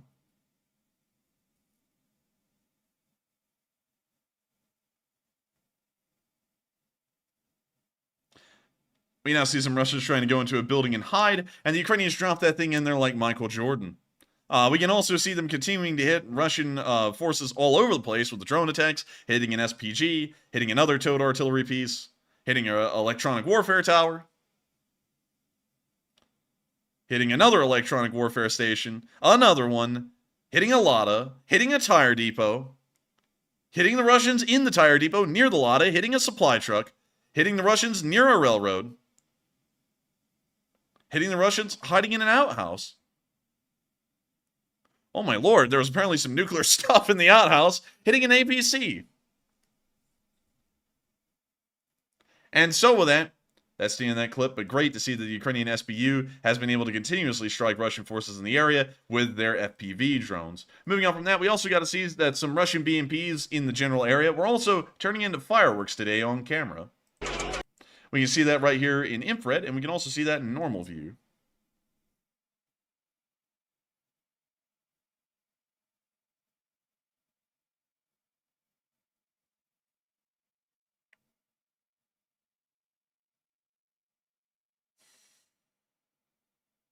And with that, that's the end of the clip, but it is great to see that the Russian forces have continued to be hit and destroyed in the area. Not really a lot of frontline advances to speak about on the southern front, but we did see that the Ukrainians continued to destroy Russian vehicles in that general area.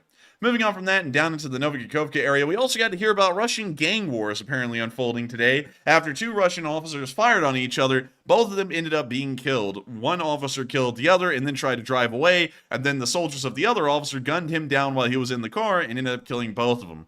But from what we were able to understand, this is actually a part of gang rivalries that have made it into the Russian army and are now being carried through on the front lines themselves, which is pretty bizarre and pretty whack, to say the least. But nevertheless, with that, it's now time for us to move on out of the southern front and up into Kyiv to cover the speech from President Volodymyr Zelenskyy here on day 570 of the war. And so, without further ado, here is the speech.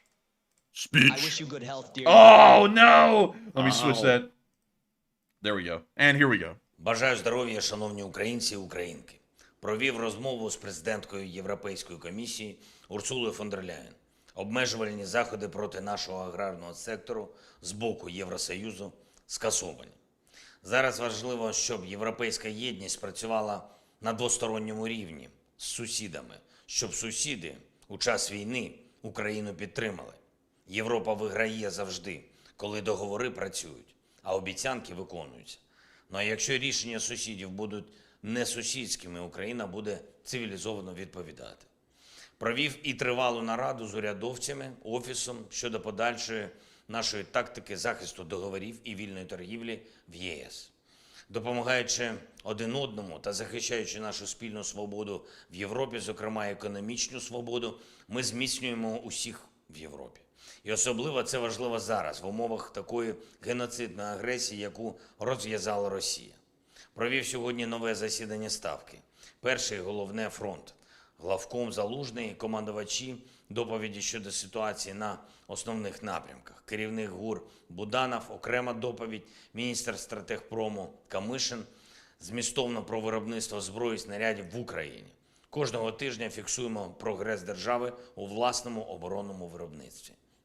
Є вагомий і дуже потрібний Україні результат на Бахмутському напрямку. Наші воїни звільнили Андріївку, 3-я штурмова, всі задіяні сили, штаб, командувач генерал Сирський, хлопці, всім вам дякую.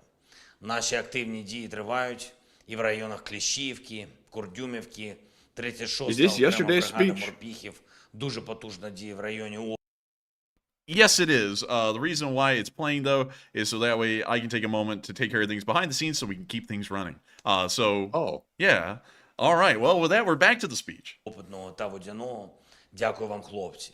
Район Вербового, наші незламні воїни, дякую. Район Новопрокопівки, молодці. Пишаюся всіма воїнами, які наближають нашу перемогу. Сьогодні, напередодні Дня рятівника, привітав колектив ДСНС України та подякував за сміливу та самовіддану роботу. Взяв участь в нагородженні лауреатів всеукраїнської акції «Герой-рятувальник року». І ця подія значно більше, ніж один з офіційних заходів. Наша вдячність для працівників та працівниць ДСНС, кожна державна та відомча відзнака для рятувальників – це відображення того, що життя людей захищаються. Провів зустріч з Карімом Ханом, прокурором Міжнародного кримінального суду. Говорили про наближення справедливості для України, для всіх людей, які постраждали від російських злочинів війни. Відповідальність має бути чіткою, конкретною, цілком справедливою. Саме такою, як виданий Міжнародним кримінальним судом ордер на арешт Путіна. Те, чого російський диктатор реально злякався. І тепер він старається не виїжджати за межі Росії, бо сила права вона є і вагома, і світ має всі можливості, щоб право таки подолало агресію бандитської сили. Готуємо до важливих міжнародних заходів, які заплановані на другу половину вересня. Сьогодні провів кілька тривалих нарад щодо цього. Робимо все, щоб для України були вагомі результати і в нових оборонних пакетах від партнерів, і в рішеннях міжнародних інституцій. Працюємо і для посилення інституцій України, для спроможності нашої держави остаточно знищити олігархічно-корупційні впливи. Впливи, якими, зокрема, Росія так довго користувалася, щоб послаблювати Україну, щоб постійно під'їдати суверенітет нашої держави. Сьогодні провів широку та змістовну нараду з представниками правоохоронних і антикорупційних органів, Верховна Рада України, уряд, Офіс. Готуємо концептуальні кроки, які дадуть Україні, усьому нашому суспільству більше справедливості, а демократії в нашій державі гарантовану стійкість. Ще одне. Сьогодні українська єврейська громада разом з усіма іудеями світу святкує Рош га-Шана. Вітаю усіх, хто святкує, та бажаю, щоб наступний рік став мирним. Нарешті мирним для всієї України, для усіх наших людей. Україна заслуговує на мир, бо робить усе для перемоги. Я дякую кожному і кожній, хто б'ється за свободу та незалежність. Я дякую усім, хто допомагає. Слава Україні! Героям слава. And with that, that is the end of the speech from President Volodymyr Zelenskyy. A repeat of yesterday, but of course, things have to be dealt with behind the scenes every once in a while. Well, usually at that point, specifically during the stream, so things happen. So with that, we're going to be moving on to the next part. What do we got, Matthew? All right, so moving into our last segment of polls and questions, our first poll says Erdogan suggests that he is backing out of the agreement to allow Sweden into NATO. And what are your thoughts? 69%. Nice. Said not good. Turkey is unreliable. 16% said it's fine. Sweden is a NATO de facto. 8% said it's bad but not devastating. And 7% said unsure. And to me, I would say that is certainly not good. I was banking on the fact, along with a ton of other people, that Turkey was going to hold up its end of the agreement and let Sweden exceed, or whatever the term is, into NATO. But apparently, like always, Erdogan is being very wishy-washy, and now he is going to back out of that agreement and not let them in. So, very unfortunate to hear. And also, it sounds like Turkey might be having some very major problems with the EU, and it sounds like they might be going a different direction than we even previously thought. But Enforcer, what say you? I got to tell you this: I haven't heard such of a problem about Turkey since the last Thanksgiving when we almost ran out of turkeys. But nevertheless, it appears that Turkey is doing wonky crap today. Of course, Turkey does Turkey things, so there isn't really any good way to explain this. What they're doing is largely within their own interests, at least for them, but it's not really in anyone else's interests. So with that, I hope that does address that fairly well, and we are on to the next one. And the next one, the next poll says, a report emerged today of a Russian officer firing on his own troops, and then that officer got ambushed. And what are your thoughts? 63% said Russia's command structure is failing. 5% said unsure. 21% said it seems somewhat routine. And 12% said it's no big deal at all and status quo. And this is certainly, in my opinion, one of the worst instances of a Russian fratricide that we have seen in the entire war. We have here an officer which apparently killed a couple of servicemen, and he was in charge of these guys. He killed them, and then he ran off. Then some other Russians showed up and ended up shooting and killing him. And then there was like a war or some battle that broke out between some of those soldiers. So quite a bad incident, and it apparently happened 2 weeks ago, and we just learned about it today. And the Russians are, doing their usual crap. They're saying they're going to open up an investigation, find out what's wrong. But there's no investigation needed. We know what's wrong. The Russians are incompetent, and it's a bunch of prison people, and that's why they're fighting. But Enforcer, what say you? Man, you know what happens when you get prison people? You get prison things. The Russians. You know what happens when you're a Russian soldier who's never seen a garden? You get hosed. But moving on from that, the rakes too. Oh yeah, man. You get the hoses, the rakes, the spades. You get everything. I mean, hell, you even get AIDS. But moving on from that, there's something interesting to note is that this is the largest account of fratricide that we have seen, and it is pretty insane to see nevertheless. I'm sorry, everyone. I honestly am hardly hanging in here right now, but I hope we addressed that fairly well, and we are on to the next one. All right. And moving on to our Super Chat questions, because we are all out of polls. The first Super Chat we have here is from Jesus, UCSB channel legend, who puts in a $50 donation. Hey! And thank you very much, Jesus, for that support. And he says, hola to all my tankers, lock and load all weapons, and Slav Ukraine, and Gunner Sabo Tank. He says, oh, and reminder to the haters, you hate us, but you keep watching. You a fan, LOL. LSA Tank Command, LSA for life. Homie. Viva la LSA. Hey, and thank you so much for the support, Jesus UCSB, the LSA tanker. And also, I like to hear that you say, Gunner Sabo Tank up. But still, thank you so much for the support, and thank you for helping this channel to keep on running. while I'm hardly hanging in here, I gotta admit, like, I don't know what it is. I think honestly, Matthew, it was going to the range today and breathing in lead. Like it's really messed me up all day long.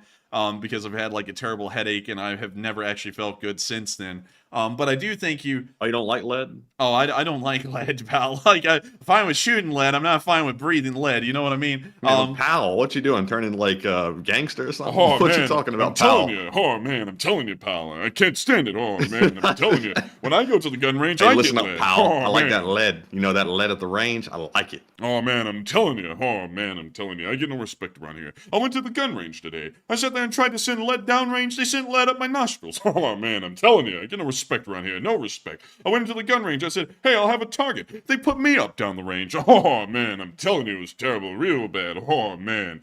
Oh, man, I'm telling you. Oh, and then my family is a terrible family. Oh, man. I went home the other day. I said, I'm glad to be home. They said, oh, man, we were wishing you'd never come back. Oh, man, I'm telling you. That's, by the way, that's a joke. But anyways, moving on from that, thank you so much once again for being our LSA tanker, Jesus. And also, thank you for being a part of the LSA Tank Command, and also thank you for being a part of the LSA for Life homie. And so, with that, thank you so much once again for the support. Slava Ukraini, or Viva Ukraina. And thank you so much once again, Jesus, for being a longtime viewer and supporting us tonight to help us to keep this channel rolling, even in the throes of absolute exhaustion to the point of strategic deficiency. Or however the hell they explain it like that. You know, they have some kind of a word for it. But anyways, with that, we on to the next one. But thank you so much once again.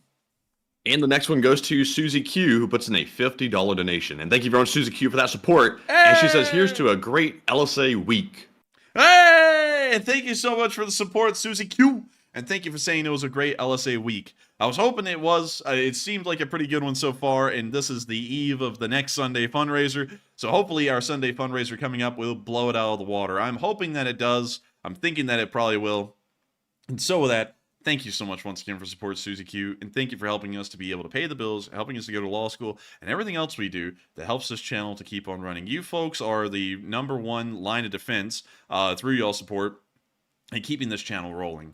There isn't another line of defense behind that, actually. Y'all are the only thing that makes this channel possible. And I gotta thank y'all all so much once again for y'all's continued support and helping this channel to keep on running, because folks like you makes this thing entirely possible, even to the point that we are exhausted and we are worn out. We can be assured that we can continue to keep this thing running even when my mental functions have shut down, because y'all continue to help us to make it possible to support ourselves to keep this going. And so with that, thank you so much once again. I hope that does address that fairly well. And with that, we are on to the next one. And the next one goes to Jonathan Barker, who puts in a $20 donation. And thank you very much, Jonathan, for that support. And I believe, if I'm not mistaken, and I'm always scared to get this wrong, I think that might be your first super chat. So thank you very much, Jonathan, for that. He says, y'all guys rock, bringing the soap opera to life. And grab yourself some pizza and Cuban coffee, and keep up the good work. They're Cubans, Jerry, Cubans. You know, like from the Seinfeld episode, Matthew, where he got the Cuban cigars from the Cuban embassy because he played golf with them. But thank you so much for the support, Jonathan Baca, and thank you so much for enjoying us bringing this soap opera to life. It's been a journey, keeping this thing going. And tonight especially feels like it. And I seriously do not mean to just constantly bring this up, but I just feel like, to me, it's shown through a lot tonight that I'm just exhausted, and I hate doing that to y'all. I usually drink enough coffee that I'm able to mask any exhaustion whatsoever and keep this thing going without a complaint, but tonight has just been horrendous for me. But I'm glad to know that you've been enjoying it tonight and have helped to support the channel to help us to keep this thing running, and thank you so much once again for helping us to be able to grab a pizza and a Cuban coffee, because you're helping this channel to keep on running and helping us to keep the good work going. And so with that, thank you so much once again. I hope that does address that fairly well. And with that, we are on to the next one. And thank you so much once again. All right. And up next, we have a $20 super chat from Kyle Leeson. And thank you very much, Kyle, as well, for that support. And he says, higher education is a marathon and not a sprint. And both of you need to take a few minutes to find joy and relaxation in your life and take a question from the chat. And Slava Ukraine. And Kyle, I got to say, you are right. It's a 3-year process for law school. And I've gotten to the point where I've gotten myself into a rhythm of going. But in the very beginning, I was really hyped up to go because I was not sure what to expect, and also kind of nervous for what was coming up. But now that I know what it's all about, I've gotten into a routine, and I basically just drag myself there every day. which is the only way to do it. Because if you don't do that and you go hard every day, like some people were doing at the law school, you will burn out. And we're trying to work the YouTube stream plus full-time law school plus our other obligations all at the same time. So we got to take it kind of slow. Otherwise, we will end up, in a foul shape. But Enforcer, what say you? Well, I thank you so much for the support, Kyle, and I thank you for the kind words. But one thing that, and this to break away from our facade here for a moment, because we act like ourselves on stream. We're actually no different on stream, off stream than we are on stream. But to break the facade of how we approach things on this channel, I actually do not like the idea, especially with what we do, trying to act like I'm having a really, really fun, happy life, because we cover things that are very serious. And while we always make it very light and joke around about it, I take what's going on incredibly seriously in the background. Folks are dying over there at a constant basis of the hundreds, if not over 1,000 per day. It's a horrendous war. It's a terrible thing. And I always hate to think that while I sit there and cover their stories, I'm going to sit there and, say to someone, oh, I'm going to go hang out at the bar and get schnockered. I don't drink anyway, so I wouldn't do that regardless. But I really don't like the idea of just doing that constantly or acting like I need what I don't know what it's called nowadays. This thing is like a mental health day. I hate the idea of that, especially with knowing what soldiers are going through over there. It really makes me feel guilty to do something like that. And then, talk about it and brag about it, because it's like, man, there are guys on the front line who have been there pretty much for duration, and they haven't really been able to leave beyond maybe a week or two at a time.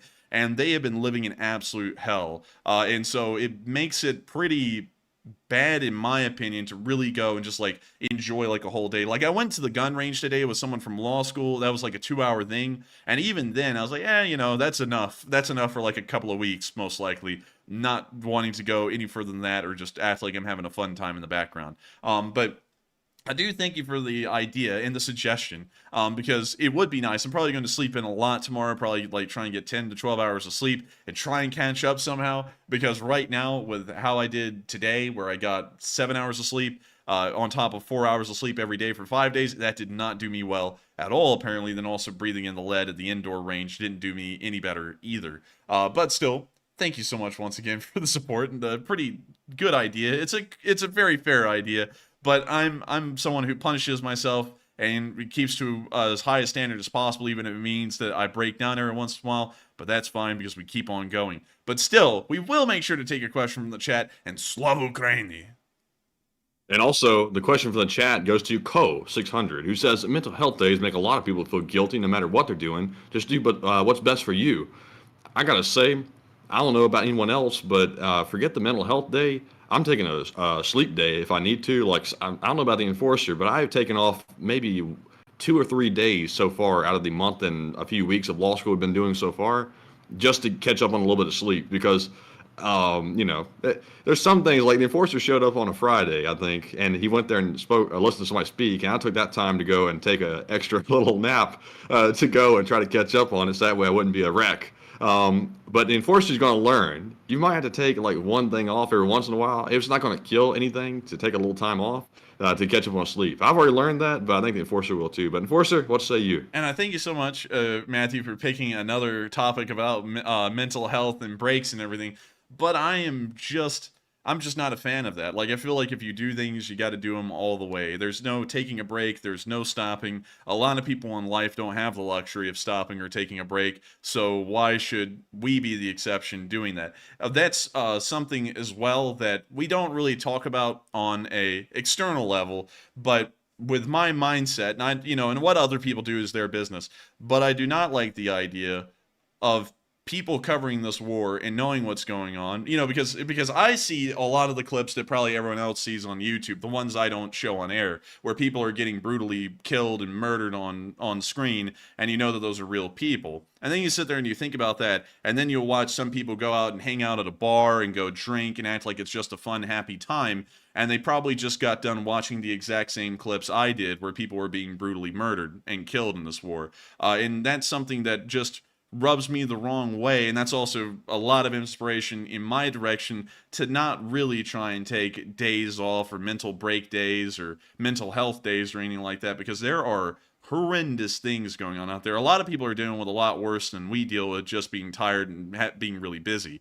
So that's kind of a little bit of encouragement to me to not take breaks, not take days off, and to keep doing this. And also, the more we do this, the more we work, it does end up helping, because we do end up having larger, more successful fundraisers, which go to nonprofits to continue to help them to keep this thing going. But with that, I hope that does address that fairly well. And with that, we are on to the next one. All right, and the next one goes to Dion Yurchenko, who puts in a $20 donation. And thank you very much, Dion, for that support. And they said, did you guys see the video of the Russian army truck that ran over a citizen crossing the street, and everyone just kept going with their life and driving past him like it's nothing?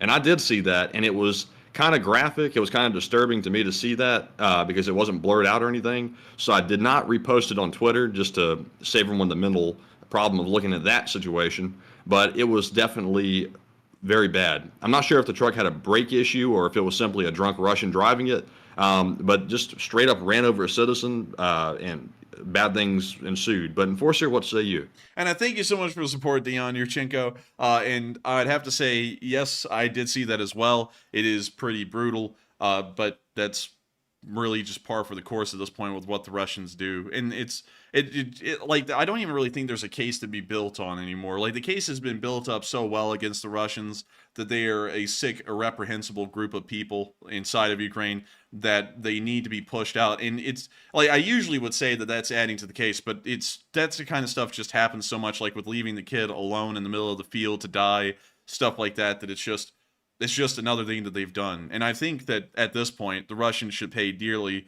for every single second, every single moment that they're spending in Ukraine. Not every single act anymore, because the acts are endless. Just being there needs to be a crime in its own right at this point. But with that, I thank you so much for the support, Dion Yurchenko. I hope that does address that further well. And thank you so much once again for helping this channel to keep on running and supporting us, so that way we can keep the lights on. And with that, we are on to the next one. All right, and up next we have a $10 super chat from Gilly, who says, my best friend introduced me to this channel a few months back and finally has some dough to contribute. And long live Ukraine and the LSA. Hey, and thank you so much for the support and helping the channel to keep on running. Folks like you help the channel to keep rolling. And I got to thank you so much once again, Gilly Flower. Apparently, Matthew, that's one of those flowers that pops in and goes, Viva la Cuba! And then, like, sprays you down with a PVSH. But still. And they say, what was that? I don't see anything.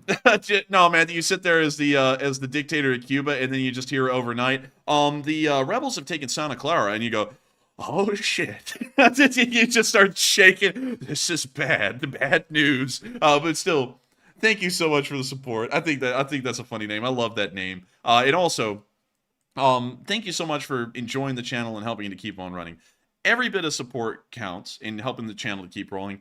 But I have to say that I feel terrible when people say they finally have built up enough money to support, because I always want to make sure the viewers take care of themselves first. Like, the channel, like, support's great. We always have to have support to keep the channel rolling. And so we thank everyone for that. But I always want to make sure that people take care of themselves first. And I've got to thank you so much for that. And I hope that you were able to balance all the finances properly. But if any one of y'all is in financial straits or hard times, and you want to support, but you can't, don't ever feel compelled to support, because I just absolutely hate the idea of having people support us at the expense of themselves. But I do thank you so much once again for support and helping the channel to keep on running. And Slava Ukraini, and long live the Lee Spring Army. And thank you so much once again for the support. And with that, we are on to the next one. And we have a 20 from Carolyn. And thank you very much, Carolyn, for that support as well. And I said, great stream, guys. And which has a greater effect on Russia? Let's see, a new attack on Kerch Bridge or on naval ships? At this point, I would say the Kerch, well, that's a tough one, because you see, the Kerch Bridge isn't really going to be supporting the Black Sea Fleet much anymore. They're probably going to be moving on to other ports like Novorossiysk. So really, knocking out the Kerch Bridge will only be affecting the Russian army at this point. But I would still say the Kerch Bridge is going to have more of an effect on the war than knocking out the Black Sea Fleet, because if you knock out the Kerch Bridge, you're knocking out not just the port facilities of Sevastapol, but you're also choking the Russians of supplies for their armies in the south. So with that, I hope that does address that fairly well, and thank you so much once again for support and helping this channel to keep on running. And with that, we are on to the next one. And up next, we have a $10 super chat from our friend in Uncle Alaska, SYI Tiger 97. And thank you very much for that support. And he said, internet is slow AF today. And that's every day for us, so welcome to the club. Spectrum must have reached Unikalit. But thank you so much for the support. I hate to hear that your internet is slow, but still, great thing is that you're here with us tonight. And I got to thank you for being here with us as we are covering the news tonight and supporting the channel and helping us to keep this thing running, because folks like you make this thing possible. And so thank you so much once again. And really quickly, I've always been interested in what this looks like out here, because there are actually like houses on plots, but there is no street view on Landfill Road. It's a secret. It's super secret. Also, this is called Landfill Road, which this must be the landfill. Yep, that's the landfill. So there we have it. Where in the world do these roads even go? Where does this happen to end up at? Oh, you don't even want to know. I do, actually. I want to know this. Like, where the hell is this thing going? And it's not even a road at this point. It's like a clearing, really. Okay, so it stops here. So beyond that, that's as far inland as you can go by road from Unikalit, and you don't even get close to getting near the Yukon River. Man, that's actually wild. They really don't have access to the rest of the outside world. They're closed off there. Is there a little port? Isn't that where that guy that digs for gold up there that says, no guts, no glory? Doesn't he live up there around that area somewhere? I think so. I think he's somewhere near the Yukon River, because he always go, meanwhile, in the wait a minute, Yukon's also a territory in Canada, too. Let me see. Yeah, here we go. Wait a minute. Yeah, there it is, the Yukon, right there. So it's also a Canadian territory. Well, I don't know they're in Canada digging for gold. I thought they were in Alaska. I think some of them are in Alaska, some of them are in Canada, and then I think some of them now moved to South America to make it a little bit more interesting, so that way when the cartels show up, they have to bribe them and then also keep mining for gold, so that way they don't get skinned and tied to a tree or anything. But anyways, something, Unikalit is pretty interesting. What in the world does a Yukon village look like on the river? Kaltag. Let's see what this looks like, if there's a street view at all. Okay, Kaltag is so isolated there isn't even a street view, but what does it look like? I'm actually really curious. No pictures, no nothing, that's it. There's only 190 people living in Kaltag too, so that must explain why there's absolutely nothing from there. But that is actually wild. Like, oh, they have an airstrip though. That means they're flying stuff in. Man, they fly it in, dude. You sit there and say, so where'd you get the family from? Oh, I flew them in, ordered them in a magazine. And also they have a baseball field too that is kind of just like a patch of dirt, but nevertheless, man, you could like brag on if you lived in some of these remote areas and you just like went to a city or something, and somebody was asking you like, oh yeah, how is it where you live? And you say, oh yeah, I'm well off. I just have it flown in, and they'll be like, what? You must be rich or something, and you just live out in the woods and you have to have everything flown in. Yeah, dude. You sit there like they think you're rich. Meanwhile, you're sitting there. It has been 1 week since the weather has worsened and no plane has been able to land. We've ended up eating the firstborn child because there's a lack of foodstuffs in the village. We're now going to be moving on to drawing lots to find out who else we're eating. Like, dude, that actually would suck if like bad weather came through the area and an airplane could not land to supply the village. That would be really bad. Like, that would be a tough situation right there. I guess they probably prepared for it, though. They probably have, like, some kind of, like, provisions that are just stored somewhere for, like, emergency situations like that. But that would still be pretty rough. And that really does make it the frontier still. Like, it's just so bizarre. Like, I can't really wrap my mind around a frontier existing anywhere in the United States. Yet in Alaska, that's all that exists. It is nothing but frontier still, completely untouched largely by human hands. Very small villages here and there, or small towns here and there, and beyond that, there's absolutely nothing. But still, with that, thank you for the support and telling us that the internet is poor up there, because considering that y'all don't even have a road leading to another town, it's amazing y'all have internet at all. But thank you so much once again for the support, SYI. I hope that does address that fairly well. And with that, we are on to the next one. And up next, we have a $14 super chat from none other than Duncan VR. And he says, Ba Muba, Ba Ba, Matthew tired, Ba Quack. Enforcer's getting sleepy, Moo Quack Ba. Matthew needs a holiday to Romania. Oh, no, I don't. What's that mean? Ba Ba, Moo Quack. Oh, man, I'm telling you, Ba Ba. Do you think the 3D printer is printing sea baby holes? I don't know. I don't know. Oh, man, I'm telling you. Oh, man, the 3D printer, I get no respect around here. I went and got a 3D printer and printed in 2D. Oh, man, I'm telling you. Oh, man, but I'm going to give you an answer here. Oh, man, I got to thank you so much once again for the support. Oh, man, oh, he continuously supports the channel. Oh, it's great, absolutely great, wonderful. Oh, man, I'm telling you. But still, thank you for the support. And we do not need a holiday to Romania. Romania has a totally different meaning on this channel than just the nation. Because as y'all may know, we are in the beef with the guy who continuously harasses us. And also, one thing that really shocked us, this is where the Romania joke comes from, is that he showed an entire phallus on stream for 5 seconds. It's still there. Like, it didn't even get age restricted. And he just showed it live on air. Like, and it's like, how in the world do you not get in trouble for that? That was... I'm not even going to say the word, but it's a thing that is explicitly against community guidelines and could get your channel banned. Yet, nonetheless, he is still around, and that stream has not even been age restricted. But that's where the Romania joke comes from, because he typed in Romania on Twitter. It pulled up a whole bunch of very racy advertising, and then he clicked on one of them and scrolled up in it with detective music playing in the background, like it was some kind of a damn LA noir film. And then he saw that, and he went, "Oh my god." And he's still nothing has still happened, and something should. I mean, like, hell. But anyways, with that, thank you so much for support. That's where the joke is coming from. And with that, we are on to the next one. And thank you so much once again for support and helping this channel to keep on running. All right, and up next we have a $10 super chat from Jason Carpenter. And Jason says, I feel like Ukraine should be supplied with cluster munitions for GMLRS for logistics targeting and LSA rules. You're killing it. You're killing it, bro. Oh, man, I'm telling you. And thank you so much once again for the support. Help the channel to keep on rolling. And Matthew, can you reread that one again? I feel like Ukraine should be supplied with cluster munitions for GMLRS for logistics targeting. I think they actually are being provided that here in the next delivery, because I think they were saying ATACMS or those cluster bomb GMLRSs, and I think at this point we're hearing that they may provide both. So from what we know, the answer will be they're having a little bit of everything. And so with that, thank you so much once again for support and helping this channel to keep on running. And with that, we are on to the next one. All right, and moving on to our next super chat, we have one from Jesus UCSB, who puts in a $10 donation and says, Enforcer, I will be your VP candidate. I will carry the ladies and the Latino vote. Hey! Oh, man, I'm telling you, I get no respect around here. Not even with the women. Oh, man, I'm telling you. My channel viewers, they sit there and tell me, oh, man, I don't carry the women like I can. Oh, man, I'm telling you. I get no respect around here. And, oh, I do terrible with women. Oh, man. The last girlfriend I had, she sat there and said, well, I told her to kiss my ass. And she said, why don't you tell that to my ass? I said I would, but I only got half a tank of gas. Oh, man, I'm telling you. But still, thank you so much for the support and helping the channel to keep on running. That was actually a legit Rodney joke. I just remembered that one off the top of my head. But thank you so much for your support, Jesus CCSB. I hope that does address that really well. And I thank you for the offer, and I'll have to deeply consider that. But thank you so much once again for being our Lee Spring Army tanker and also throwing in a pretty good offer right there. And Matthew, that is what they call in contracts an offer. And so with that, we are on to the next one. All right.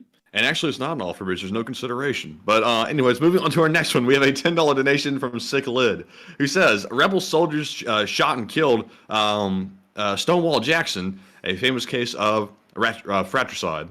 And I thank you for the support. And yes, you are absolutely correct.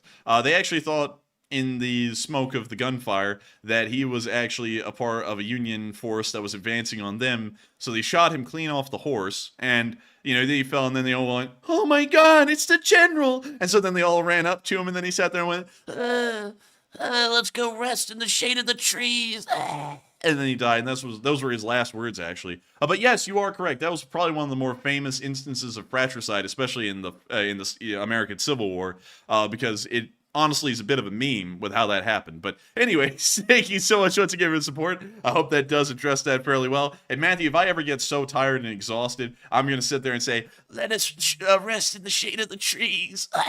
And then just drop dead or something. But anyways, with that. Damn, son, where'd you hear that? Oh, man, I'm telling you. Oh, man, I get no respect around here. I sat there and just explained the joke, and then he says, where in the world did you get that from? Oh, man, I'm telling you. Oh, man, I can't even tell a joke. Oh, man, I'm telling you. Last time I told a joke, someone called me inbred. Oh, man, well, at least I got bread. What do you got? Nothing. Oh, crumbs. Oh, man, I'm telling you. But still, with that, thank you so much once again for the support. I don't even know how I came up with that one. That one was literally come up with on the spot. But with that, we're on to the next one. And thank you once again for the support.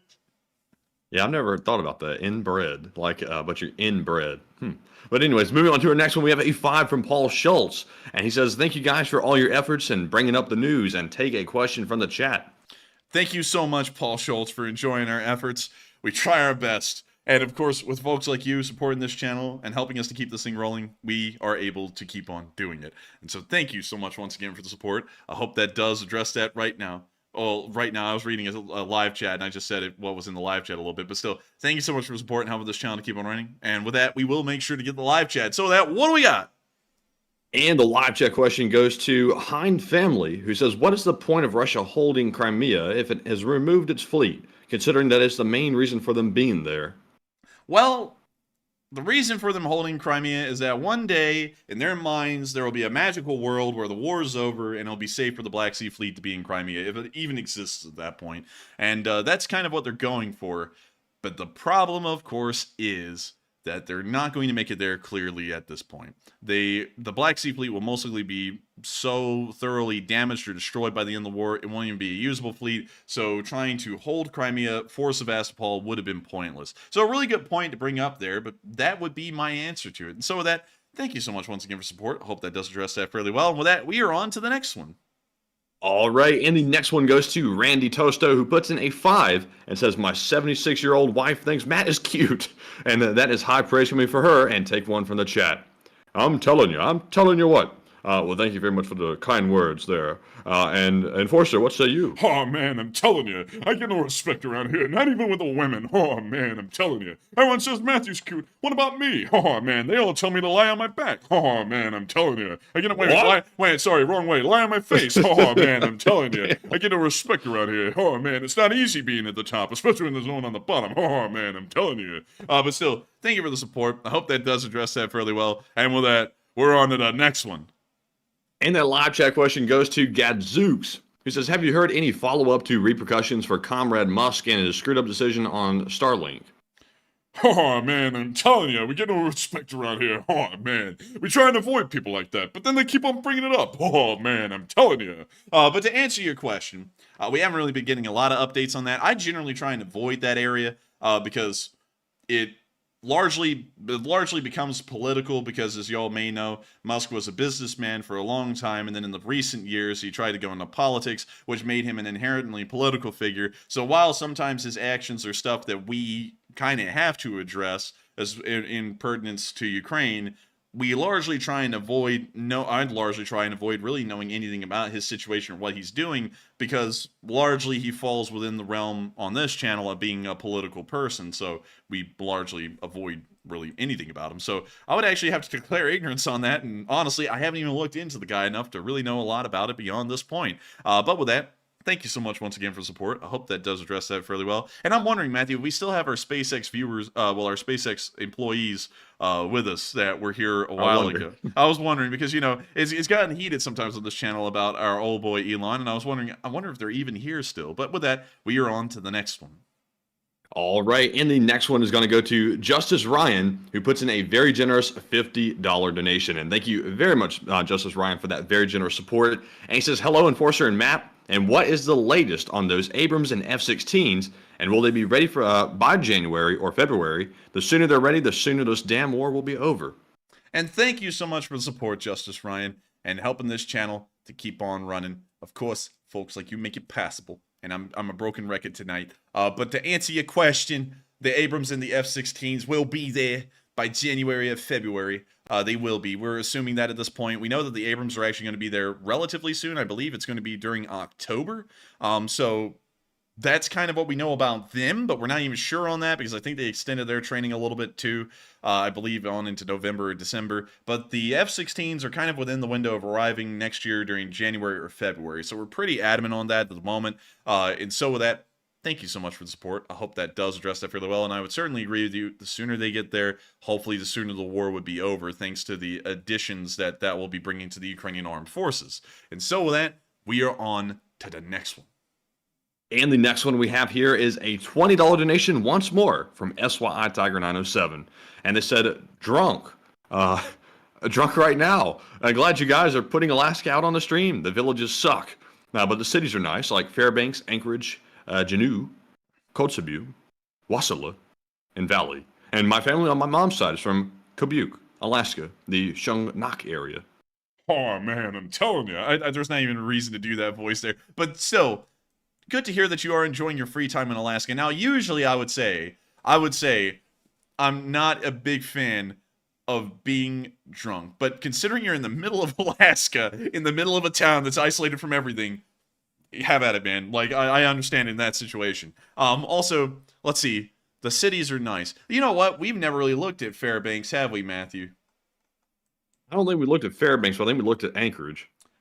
Oh, man, I'm telling you. Oh, man, when I lived in Fairbanks, we'd get Santa Claus. Oh, man, he would come from the North Pole. Little did we know that was a strip mall inside the interstate. Oh, man, I'm telling you, I get no respect around here. I heard that in Fairbanks, they don't have any, like, corruption or anything going on with the financial system. All the banks are fair there.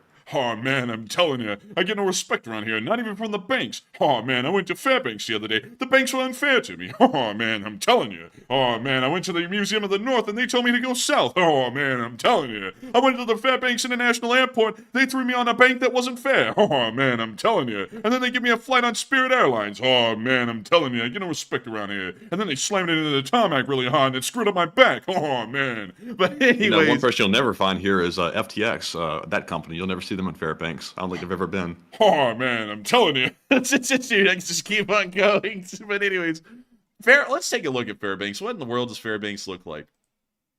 So we got a river, all right. Pretty fair, pretty fair. Move pictures. We got some statues. If they freaking load, I don't know what it is with Google Pictures and not loading when we're on a stream. They'll load it every other time, but now. And I'm telling you, I'm not even trying to turn into Rodney Dangerfield right there, but that aggravates the hell out of me. Oh, man. Friends of Creamer's Field. Man, that sounds pretty bad. I'm not going to lie, Matthew. Friends of Creamer's Field at Creamer's Field. Oh, man, I'm telling you. I went to Creamer's Field and I really got creamed. Oh, man, I'm telling you. But anyways, with that, I wish we could look at Fairbanks. You know what? Let's just try and drop down on Street View. Maybe the Street View will work. And Matthew didn't laugh at my joke. Oh, man, I'm telling you. I don't know what that meant. Well, you know, creamed. You get smacked in the face. Oh, man, I'm telling you. Oh, man. But, yeah, this doesn't look that bad. It looks like a pretty nice place, actually. I mean, like, it really does. Man, the poles are nicely painted. Oh, man, and we know Matthew loves the Poles. Yeah, that's it. He loves the Poles. Both the light Poles and the Polish people. But anyways, moving on from that, I got to say Fairbanks does look pretty nice right there. And I got to thank you so much once again for the support and helping this channel to keep on running SYI. And I hope you've been enjoying tonight. And I hope that little segment there that I did was pretty funny because I was having a blast doing it. So I hope everyone else was having fun too. So with that, thank you so much once again for support. I hope that does address that fairly well. And with that, we are on to the next one. But thank you so much once again. And the next one goes to Alex Yurchenko, who puts in a 10 and says, Yu-Gears Models has Ukrainian tractor wins model complete with a T-72. And check it out. And would love to send you one of those assembled, of course. And I think I have actually 4 of those Yu-Gears models back here, and they are super cool, by the way. And thank you so much for the support as well, Alex Yurchenko. And we do have those models, but one thing that's always interested me, even before the war began, and I was just kind of looking around and stuff from Ukraine, was Yu-Gears as a whole, and what really was cool about Yu-Gears. And let me get their website up and go to the right place. Let me go to the right place. Where the hell is it? Come on, the catalog. Mechanical models. Come on. Get them up here. Okay, so here we go. We finally got them. Where the hell is it? Did they get rid of it? Hang on. I got to go through here and look. Hang on. Let me just bring this over here for y'all. Well,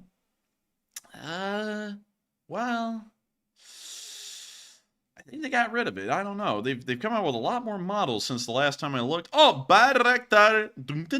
Anyways, we're moving on. Here it is, the Cabriolet VM05. I always thought that was a really cool little model right there. Has a lot of features to it. It's $90.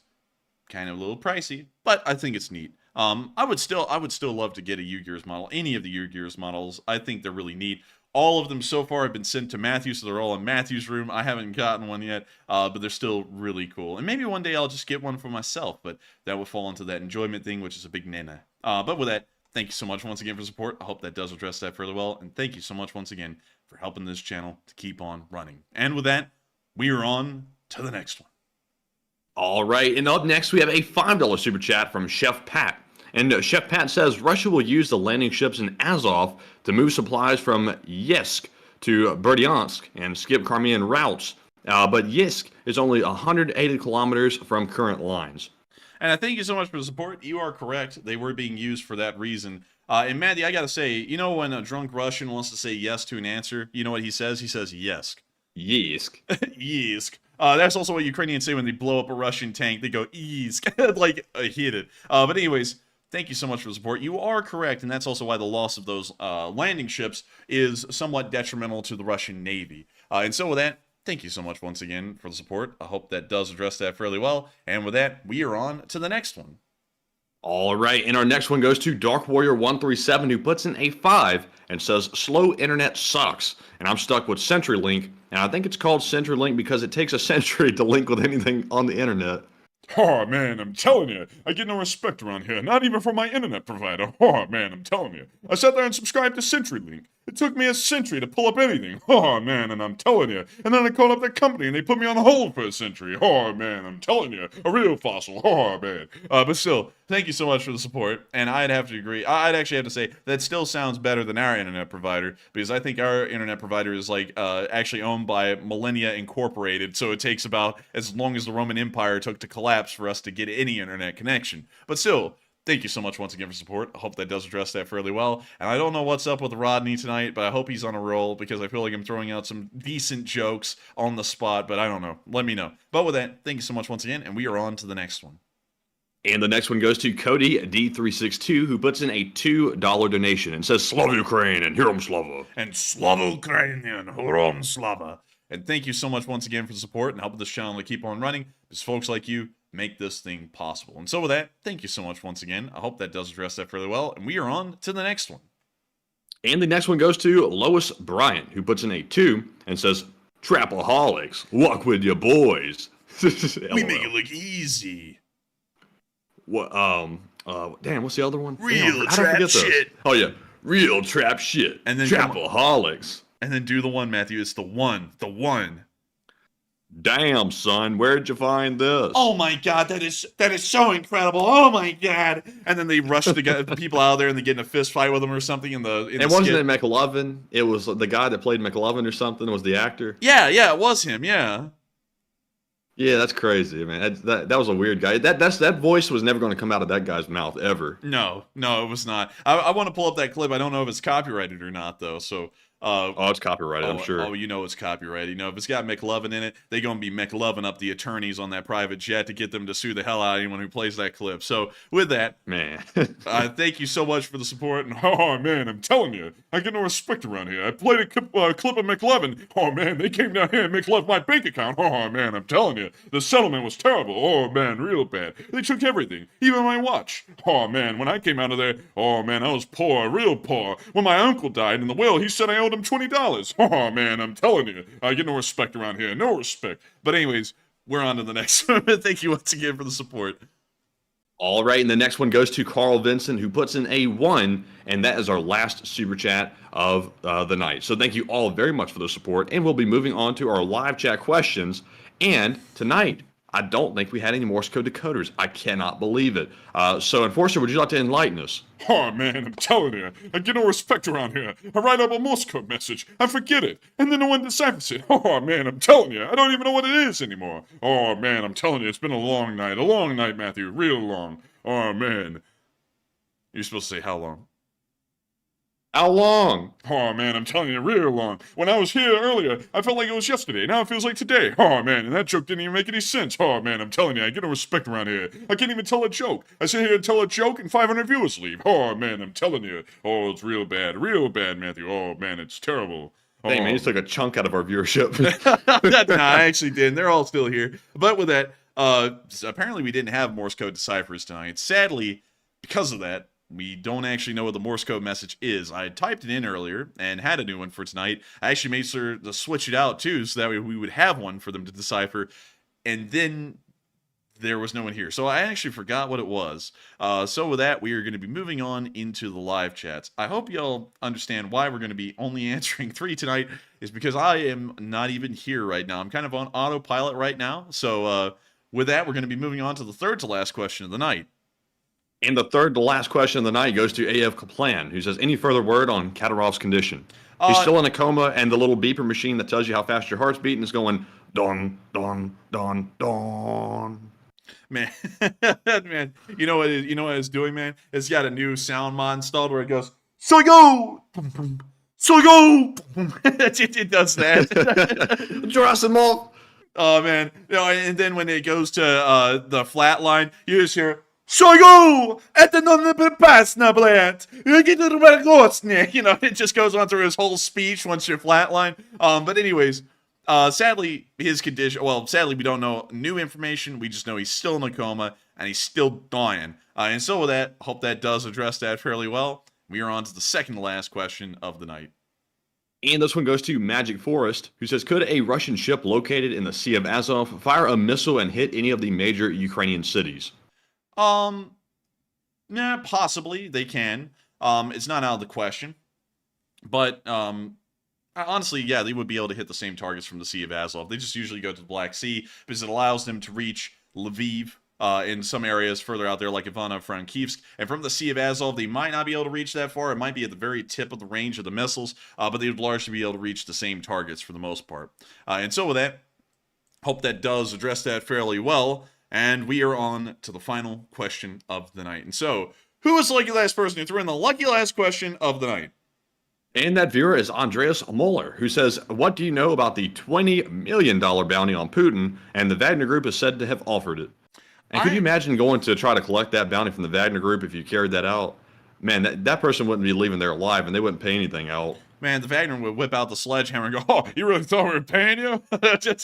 Yeah, really. Oh, man, dude, you know what they do, Matthew? They'd sit down the Russian version of Sam Elliott, who's in the Wagner unit. He'd sit there and go, did you really think we were going to pay you that money?